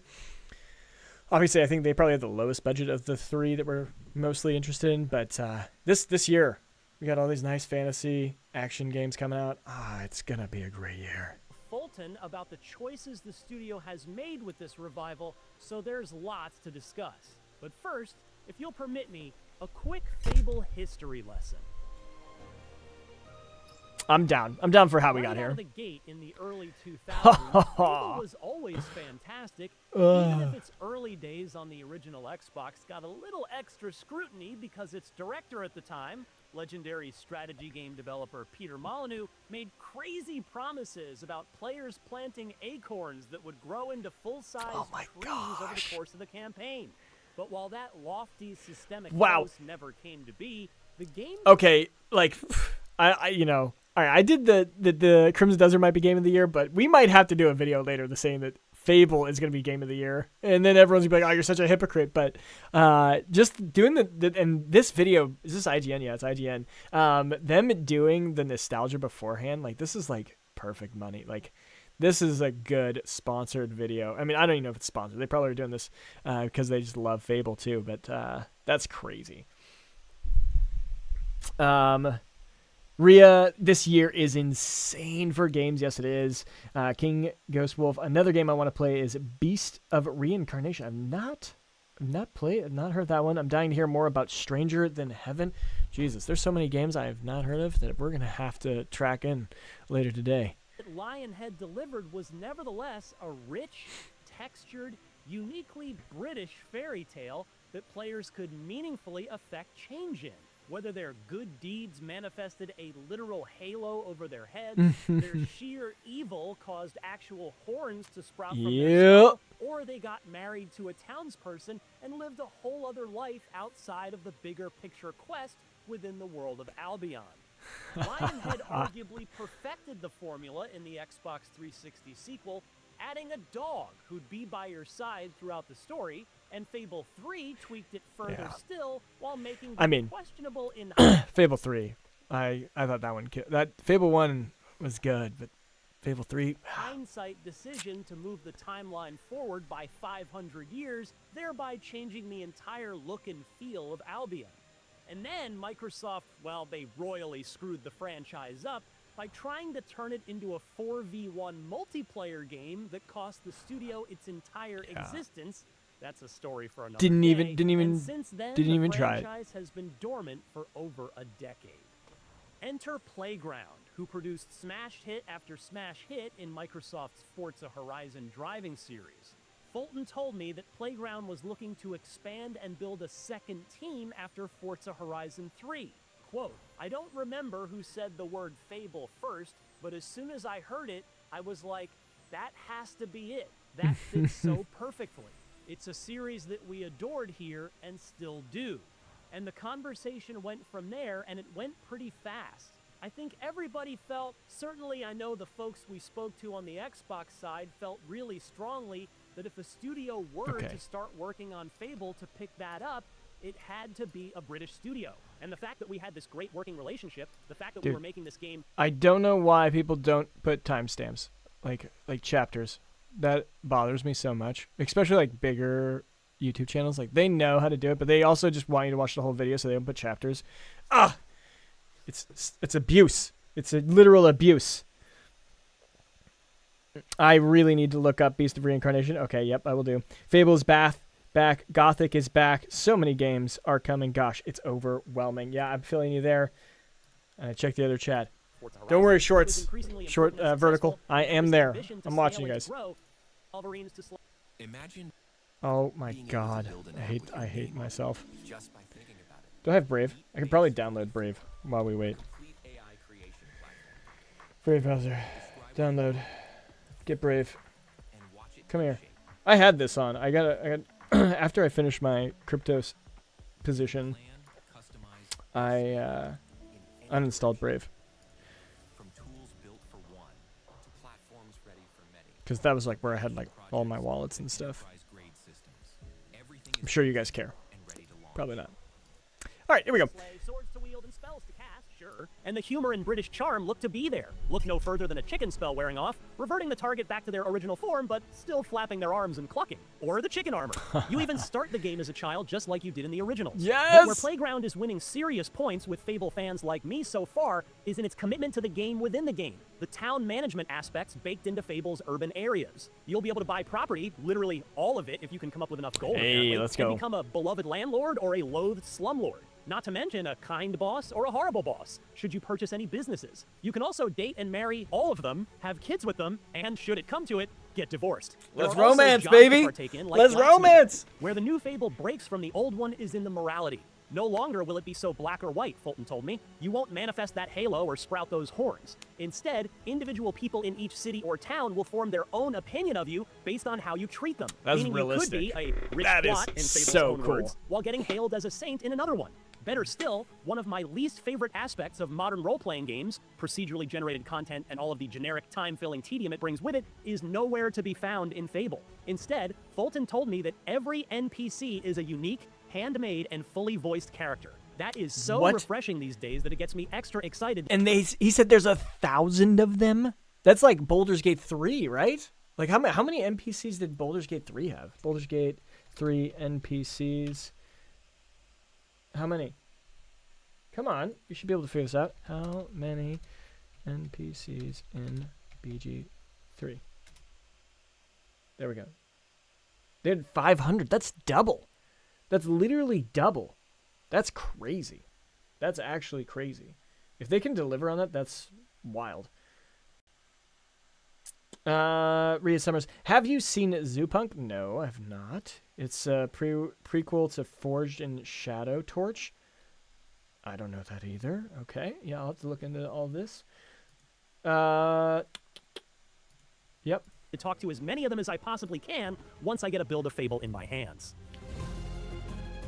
That goal to make each hero's story unique extends to the larger world of Albion, too. Remember the 2023 Fable teaser that introduced us to Dave, a giant? It turns out that the whole setup for the new Fable isn't a Jack and the Beanstalk story. Instead, Dave is, quote, an egotistical gardener in a rural village who finds a magic growth formula. So you'll then have to decide how to deal with him. Will you spare him, hopefully this means finding a way to return him to normal size and befriending him, or slay him, which will see his giga corpse splayed over a hill just outside of town for the rest of your campaign, negatively impacting surrounding home prices in the process. And so if Dave's foray into gigantism is merely a quest, perhaps that means this Fable isn't as much of a departure from the originals lore-wise as that video had led me to believe. In fact, I point-blank asked Fulton whether or not this is a true reboot, or if this Fable is in some way connected to Lionhead's originals, and he had quite a telling answer for a supposed non-answer. He told me, quote, I'm going to avoid that question, Ryan, and I'll tell you why. We touch very lightly on story in the Dev Direct piece, but honestly, what we really wanted to do is come out and speak to the detail in the game and answer all those questions that people inevitably have about the game we haven't answered before. We're going to talk more about story later in the year, so I'm not going to say yes or no to that particular question just yet. What I would say is with this being a reboot, it felt really imperative for us to clear the space to tell a story that we want to tell within Albion, which is why this isn't a sequel, for example.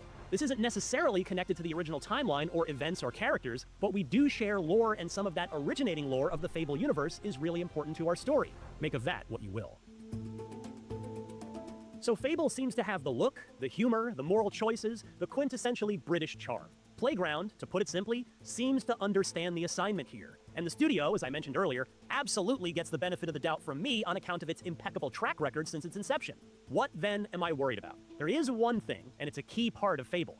combat. To be clear, I'm not in any way judging Fable's combat based on what we've seen so far. How could I? I haven't played it for myself yet. However, for as talented as Playground is, it's never made a game with combat before. I was about to say, this guy keeps like trying to like amp player, but like I don't remember any action games that they've made. All of the delightful town management and NPC relationship stuff suddenly means nothing if the combat doesn't deliver, but Fable will have a big problem if battling Balverines isn't a blast. Oh, and I suppose I'll be honest and share one actual disappointment with what I've seen of Fable so far. The fact that horses seem to be your only four-legged companions. After the big reveal was decidedly dog-free, I asked Fulton about the decision to ditch the dog, and he admitted, quote, "There are some folks on the team that were relishing me getting this question because I cut it a while back. You know what? For development reasons, right? I don't need to go into any more detail than that, except to say there are a difficult and that Fulton probably has a very defensible I want to watch the actual video. Let's go. Demo. Let's see it. EasyJet Holidays Big Orange Sale is now on. Get up to £500 off package holidays.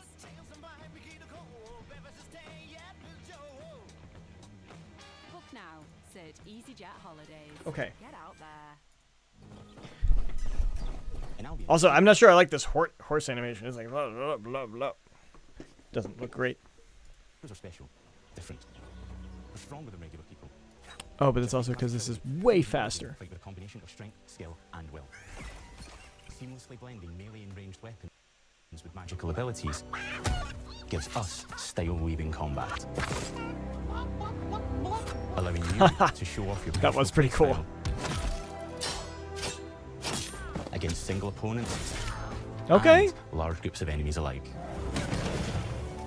Melee is at the heart of our close quarters combat. You'll use light and heavy combos, often knocking enemies off balance and executing stylish finishers. Ooh, all right, that looks good. Ranged weapon to bypass enemy guard and deal with troublesome flying enemies.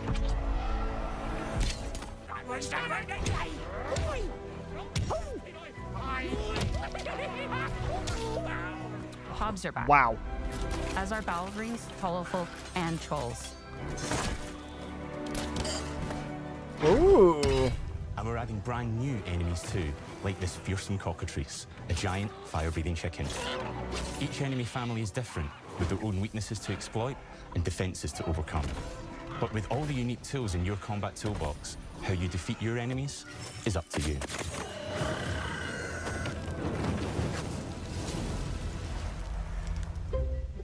There are more than 1,000 of them, and every single one is unique. Each of them has a name, a role, a daily routine. Wait, what just happened? Did they end up cutting a part right here? Check this out. There are more than 1,000. I wonder if there was something there in the original video that they're like, actually, we didn't develop that anymore. We're pulling it out. It's gone. It's not in the game anymore. 1,000 of them, and every single one is unique. Each of them has a name, a role, a daily routine, and their own personality. You could follow any one of them for a day and just watch them live their life. Wow, like they kind of added like the Stardew Valley feel into this game. That's really cool. But 1,000 NPCs that are voice acted in nice 3D animation. They'll get up, go to work, spend some leisure time on hobbies, then go home to bed. But what's even cool? Because you evicted them. All right. What's happening? Oh, it's you. You're awful. There was a cut there too. And all of the stuff you do affects what they think of you.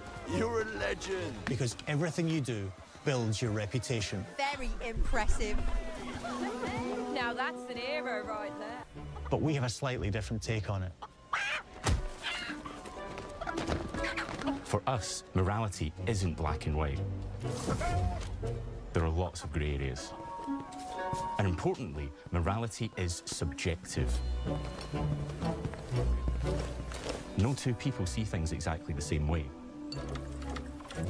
Everything you do earns you a reputation. And every person in Albion will have a different reaction to you as a result. Hello there. Yeah, we get it. You're rich. Imbecile.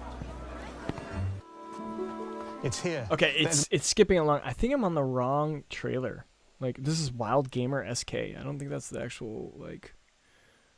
Where's like Fable?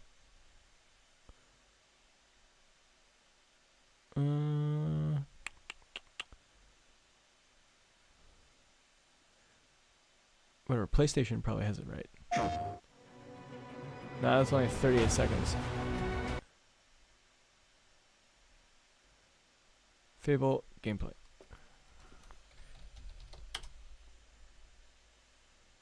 Or that guy just like pulled all of the spots from the other video that we just watched. Yeah, so there's the 4 weeks right there. I think this guy just literally took all the parts we already saw and just kind of slapped them on there. Yeah, you can see the cuts too. Yeah. The uploader chopped it up. Yeah. Oh, okay. So it's showing that on your guys' site as well.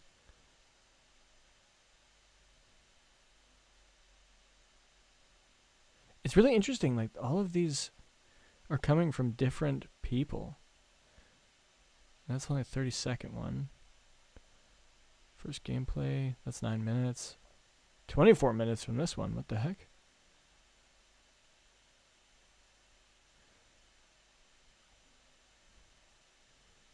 I don't know what is the correct one. Like, why am I not finding Fable? Like the channel. Here, let's search by channel. Channels. Fable. Maybe they don't have the actual rights to the original channel. That'd be weird.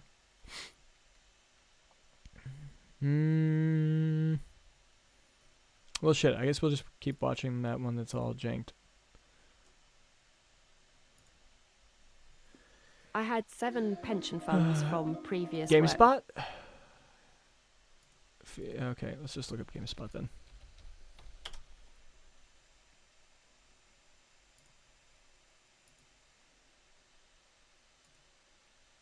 Fable is Playground's first open-world action. It's here that in a moment of extreme danger, your heroic powers first emerge, and we discover that you are Albion's first hero in a generation. But not long afterwards, disaster strikes, and the people of your village, including your beloved grandma, are turned to stone by a mysterious stranger. Suddenly alone in the world, this is a lot different. You'll set off on an adventure which will change Albion forever. Venturing out into the world is a huge moment because this is Albion like you've never seen it before. Idyllic rolling hills, magical forests, bustling villages, sleepy hamlets, oversized vegetable patches, and stunning vistas. It looks and good. Because our Albion is truly open world, for the first time, you'll be able to explore this rich and detailed world seamlessly, with the freedom to go where you want from early in the game. That's we exciting. can't wait to welcome you back to Albion's iconic capital city, Bowerstone. Home to Fairfax Castle, the old clock tower, and the legendary Heroes Guild. It's a huge city, full of contrasts. Rich and poor, nobles and commoners, royalty and criminals. You'll spend plenty of time here during the game as you discover the secrets of the Heroes Guild. It looks and its reclusive fantastic. Guildmaster, Humphrey the Golden. In the north of Albion, you'll find mountains, craggy coastlines, spooky marshes, and the bleak, windswept city of Bloodstone. Here, you'll meet the leaders of 2 rival gangs, vying for power. You know what's really interesting? I'm assuming I have a mix of people in the chat, but I'm in the UK now, even though I'm American. I'm Irish American. That's how I'm able to stay here. And now playing this like as a kid, like it was so cool. It was like those were like British kind of hamlets and stuff. But now living here, like I've seen some of this in real life, and then they talk about going to the north, like to Scotland and stuff. That's kind of like they kind of like take the UK and like throw it into a game world. That's very, very cool. And uncover the secrets of the sinister but extremely well organized Cult of Shadows. Our Albion is beautiful, handcrafted, and richly detailed. It looks like it, dude. Like, In Albion, I'm sorry, but this looks better than Crimson Desert, hands down. Like, just the way that this is set up. Obviously, this is a promotional trailer, but once we see real gameplay with this, heroes are special, different. They're stronger than regular people. They're more skillful, more charismatic. More importantly, they're those rare humans who can harness and use magic in the world around them. They have the power to do what they want. And so do you. In our game, we want you to play as the hero you want to be. And that starts with being able to choose how your hero character looks. So, in Fable, you'll be able to pick from a range of different character heads and customize your clothing, hair, skin tone, tattoos, and scars. So the hero you play represents you. But as well as your appearance, you can be the hero you want to be through the way you play, through the skills and abilities you learn, and through the weapons you use. Just like the classic trilogy, heroes in our game fight with a combination of strength, skill, and will. Seamlessly blending melee and ranged weapons with magical abilities gives us style-weaving combat. Okay, so this is the actual proper trailer that we're looking for. I used to say, And then I if got a do goddamn AI commercial. one more time, I'm going to lose it. But Monday.com is super easy to You imagine that we will be able to go into every house like before? Yes, Rhea, I definitely think that is going to be the possibility. Especially, I mean, he said that we could literally buy every property, so I'm guessing that's a possibility. To show off your personal playstyle against single opponents and large groups of enemies alike. Melee is at the heart of our close quarters combat. You'll use light and heavy combos, often knocking enemies off balance and executing stylish finishers. Swap to your ranged weapon to bypass enemy guard. Yeah. And deal with troublesome flying enemies. And of course, you'll be able to unleash your powerful spells to both manipulate and devastate your opponents. Let's go. We're excited to be bringing back some fan-favorite adversaries for you to fight. Like, that feels good. Like that combination, the weightiness of that looks really smooth. Honestly, like that's feeling. Hobbs are back, as are Balverines, Hollowfolk, and Trolls. And we're adding brand new Those games executes too, are really like cool. this fearsome cockatrice. To being a hero in Albion and fighting so much more. When we talk to people about their favorite memories of the original games, so many of their stories were about the stuff you can do when you weren't just being a hero. The normal, everyday stuff which happened when you interacted with the people of Albion. True. For me, what I remember most vividly are the inhabitants of Albion and the things you can do with them. What are your guys' favorite memory of it? I would say it was buying my first house. Like, as a kid, buying a house, like, this was one of the first games where you actually bought property. Like, it felt cool, felt real. That was the probably my first thing. What was yours? And King Wolf has said, I will definitely be using dual blades in this game. Yeah, get it. And then I think it's more a difference in art styles. It is. It's definitely a different art style. This doesn't have that realism nearly as much. You're totally right. Yeah, and that's fair. Like, Crimson Desert, honestly, it looks more realistic in beauty. And I made this comparison to like GTA 6, saying that Crimson has a little bit more stylization. Well, Fable has a little bit more stylization even on top of that.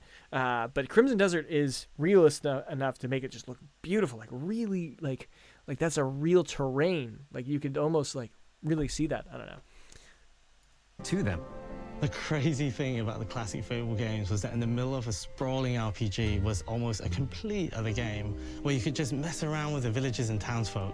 Yeah. And we've built that. Oh, we got some answers. I loved meeting a weird NPC, romancing them, and starting a family. Yeah. There were some really good. Yeah, same. King is thinking the same thing. Getting married.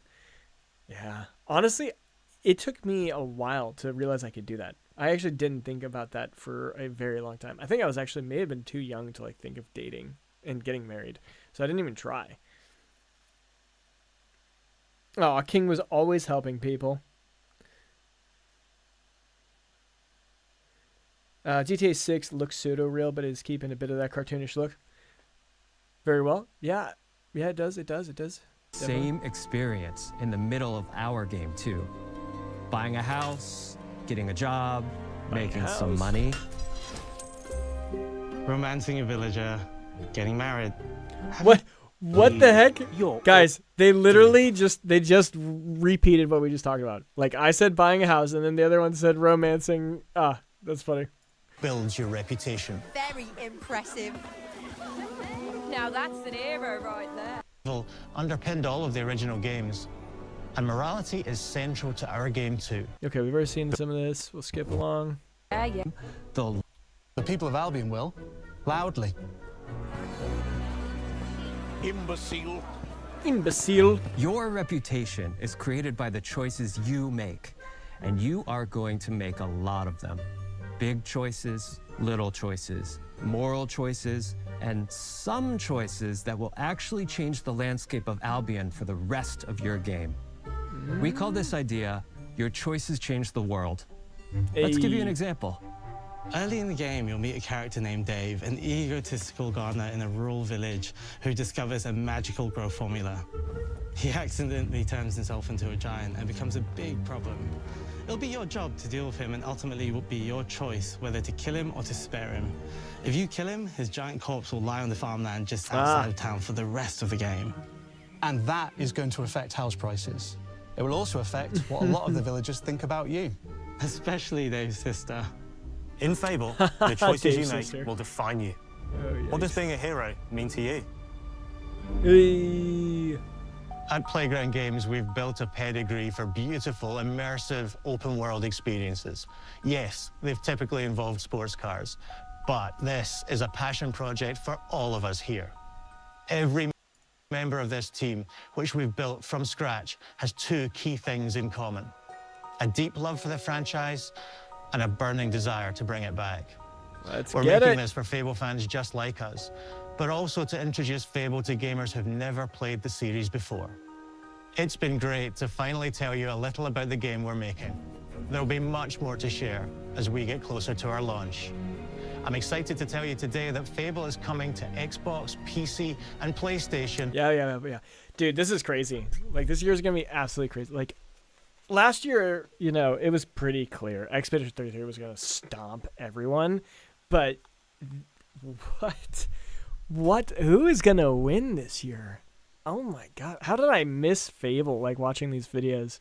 I probably should not have dropped that video I dropped on yesterday.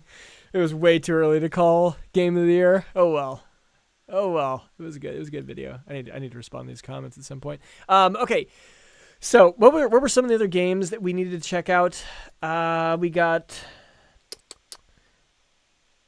okay, we got also some people mentioning some things. Okay. Like, you can tell it's a game. Yeah.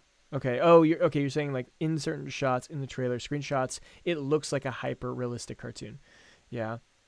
I feel like that's in the trailers. I feel like the trailers have that animation, but in the actual game, it feels very realistic. Maybe I'm not thinking of what GTA looks like in real life. King Ghost is saying another game you needed to look at is Clockwork Revolution, and check out Beast in Reincarnation. Yes, that's the one. Beast in Reincarnation. We'll check that one out first. All right. Announced trailer 9 days ago. All right, let's see what this one looks like. And then we also have some other comments real quick. I'd say the only game I've seen so far at first glance you wouldn't know as a game is Death Stranding 2. Okay. Okay. Death Stranding did look really, really clean. And because they use actual actors, it definitely makes it stand out as the highest level of realism.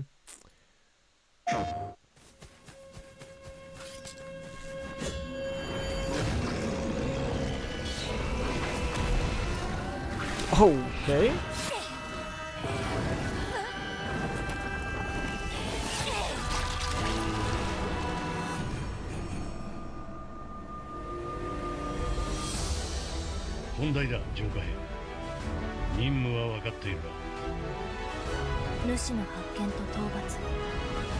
Okay, I'm liking this already.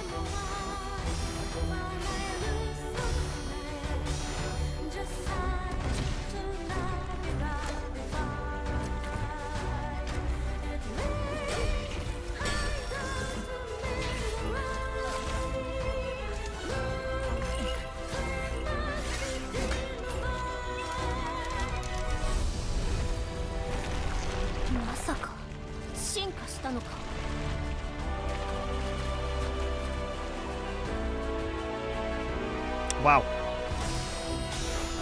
Good cutscenes. You know, that's something I'm kind of afraid of. I love it when they do cutscenes like that. Like there's like actual animated like cutscenes, and that's something I don't think we have in Crimson Desert because they just keep it all in engine, which is cool in its own way. But this game has got me pumped. Like Ghost, are you like a long lost like cousin or something? Like we got a lot of the same games we're getting pumped for. That's crazy. And then, okay, Stranger Than Heaven. All right, I'll check that one out next. There's only so much gameplay of it, but it looks amazing. I'm patiently waiting for more gameplay. This is made by Game Freak, who usually makes Pokemon. Okay, yep. See what they can do when it ain't forced to make the same shit. Ain't that a fact? Ain't that a fact?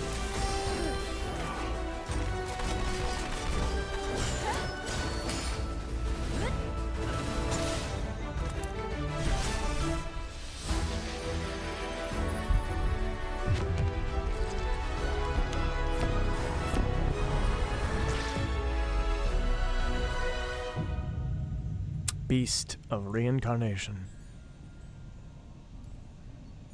All right. All right. All right. All right. All right. Do we have a Discord for this? I'll hop in that right the meow. Right now, Discord. I wouldn't say that looked Souls-like, right?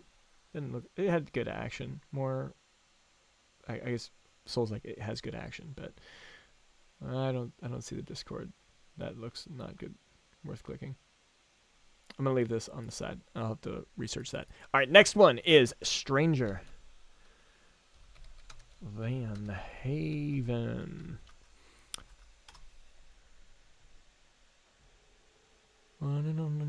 Title reveal 8 months ago. 8 months ago. 8 months ago. 8 months ago. Okay, so it's all of those. We'll do this one. Peggy 18.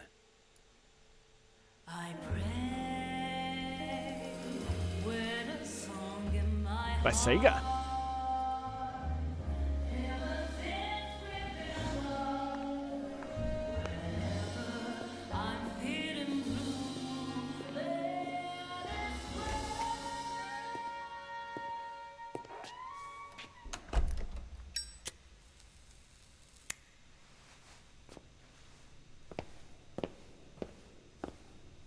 This is giving me like Max Payne, but Japanese.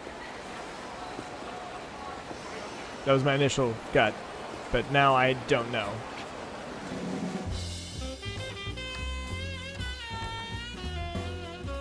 $1943. Okay, I'm like, this seems really cool. You know, one thing I love doing is living in a different timeline. I don't think I've ever played a Japanese like mid 1900 like. This seems pretty cool. I'm actually getting pretty pumped for this. A little detective one too.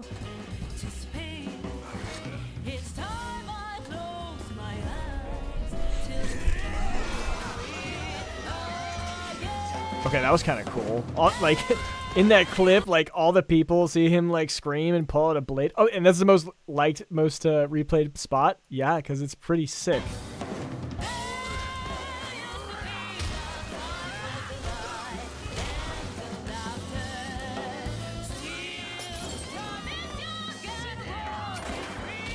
Okay, dude just, like, Neo'd a gunshot. It's crazy. Ooh, okay, you got a narrative choice of like what you're gonna do. Yeah, no mercy, baby. Got a name? Mako. Daito. Daito.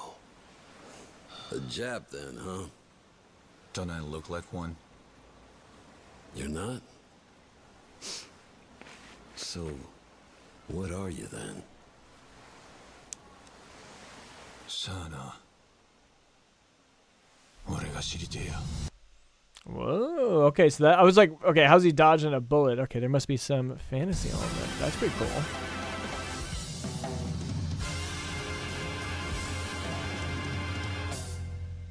Okay. All right. Great shout. Great shout. I'm excited to check that one out. It's more character action. Okay. All right. Saying best friends. Oh yeah, King. Yeah, we can be best friends, man. Let's do it. Fatal Frame 2 remake drops soon. Resident Evil Requiem. Yeah. Oh, you're saying it is Souls-like. Is it really? That Beast of Reincarnation? I'm really not a big fan of games where it's just like Souls-like. I don't know. I thought it was kind of. I'm gonna get heat for this by saying it. I just don't like Souls-like games. I think that it's like you just roll around and then you hit when you can. I think they're pretty boring. But maybe I haven't got deep enough in them. Clockwork Revolution. Next last game. Yeah, it's 9. I need to call it pretty soon. All right.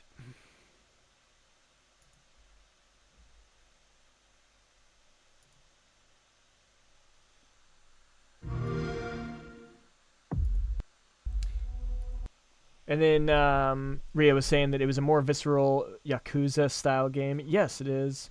I can definitely feel that. You play as the creator of the Tojo clan from the Yakuza. Okay, I don't know any of that. So that's exciting. Getting educated on some Japanese Yakuza history. Let's do it. They said you'll play as a character from 2 points in their life. No fantasy. He's a gaijin. Oh, okay, so that's what it is. Okay.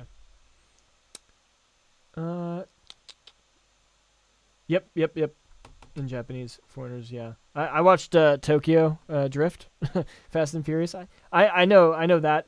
Just kidding. He's mixed. Oh, so that's what it is. Okay, so it's just that he's mixed. The glittering streets of Avalon sure do shine, because they suit their filth down to us. Well, steampunk. Definitely steampunk here. 1895. Here's to playing in the mud.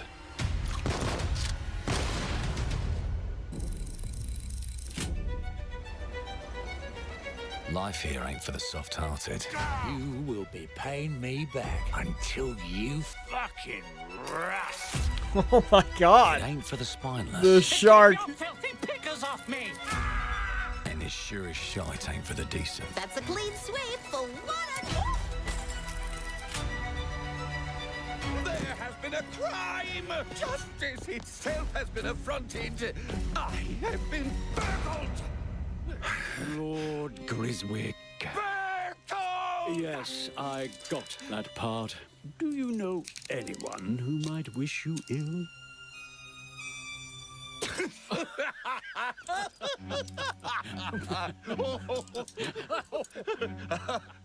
We can't arrest and question everyone. Let's see if we can narrow the suspects down a bit. Okay, this is looking good too. Like already, I mean, it looks like a first-person shooter. It's kind of giving me like the Outer Worlds 2 vibes, or like just the Outer Worlds, but a steampunk kind of era. Trust your instincts, sir. Tall, yes, sir. Built rather slim, well, muscular. Mm-hmm. Was very quick, agile. Go on. With a mustache. No, larger. I see. Quite fashionable. That's the fiend who robbed me. They got my good side this time. Oh, and we're the thief. Okay. Your brandy, sir. Getting away with it is the real trick. These candlesticks ain't gold. Worthless and dull, just like you. Nah, I have a customer. How can I help you? I'd rather talk to you, Errol. Sounds like I'll get a better deal. You talk to me first, and him never. Got it? Uncle's a bit touchy, ain't he, Errol? Touchy? I say I'm touchy! Oh, shit. Anything else you'd care to say to Errol? Brains. If I hadn't seen it with my own eyes, I wouldn't have believed it. Oh my God. Oh my God. That's hilarious. It's all sharp edges, empty pockets, and blood on the cobbles. Goodbye, Silas. No, no! I'll hurt you, you fucking meat sack, I'll leave you with a pissing bed of peaches! You'd either got a gang at your back or a knife in it. We're family here. Family takes care of its own.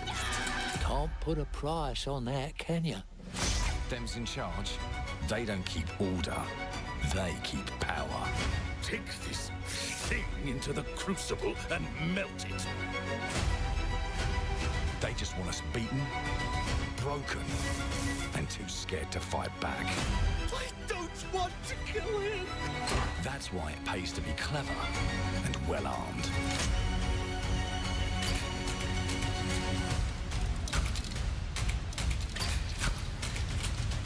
That's cool. Let's go and end a few arguments. Really cool gun customization. Don't get cocky. They've got a weapon far worse. Time. Whoa. And if they can rewrite history, they can rewrite us. But look who just found Mummy's keys. Now I can fiddle with time. Put the bullet back in the barrel. Bring the chaos to a crawl. Take a mistake and make it like it never happened. We can change the world as we know it. One choice at a time. And I can even go back and change the past to change the future. And let me tell ya, the hunters don't like it when the rabbits got the gun.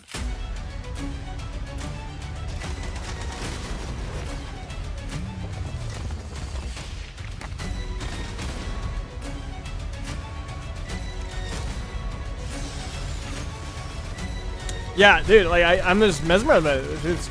It's really cool.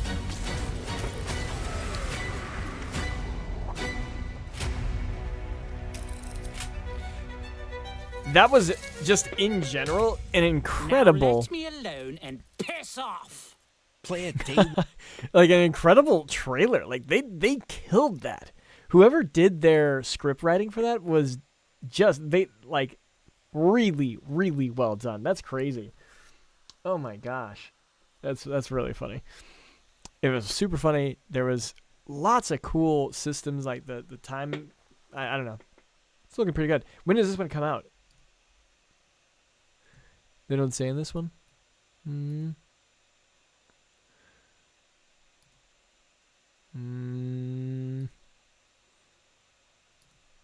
Clockwork Revolution. Do you know off the top of your head? Clockwork Revolution release date. It doesn't have a time yet. Okay, to be announced. Very well. I will make sure to jump in that Discord as well. That was pretty cool. All right, cool. Yeah, okay, Ria's been eyeing that one. I don't play too many modern shooters, but this looks great. Yeah. Oh, this screams immersive sim. See, this is one game I want to. Yeah, anything steampunk I'm down for. Yeah, you're still waiting to know when it comes out. All right, y'all. It has been a cool stream. Checking out some of the stuff we found, watching the interview, and these few new games I'm being introduced to. I can't wait. This year is going to be crazy. Like, what the heck? I need to start getting sponsorships, or I'm going to be running out of money to buy all of these damn games. But let's just pass it back to me so I can give you guys a proper goodbye. I am planning on starting to do this at least maybe once a day. I'm going to try. We'll see.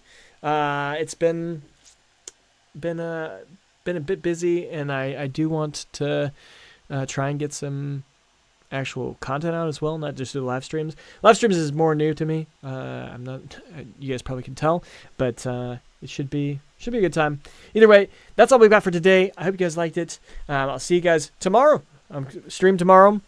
We'll have this happen at the same time as today, so 2 hours from before this starts. So like it's 7 p.m. UK time is when I'm going to try and host these. Maybe it's a good time, maybe it's not. we'll play around with it. But thanks for everyone who's been chatting. A huge shout out to a couple folks in the chat. It was really nice to chat with King, obviously. Ria, nice to meet you. Good times, and everyone else who chatted throughout the stream. But otherwise, that's it. That's it. I'm out. Sorry about not streaming your game tonight. Oh, I don't care. I don't care. Like this is just backup. This is backup. If we can't find something fun to talk about and do, that's all this is. So don't even worry. This was fun. I look forward to your new videos. Have a good one. Thanks. Anyways, I'm off. See you guys.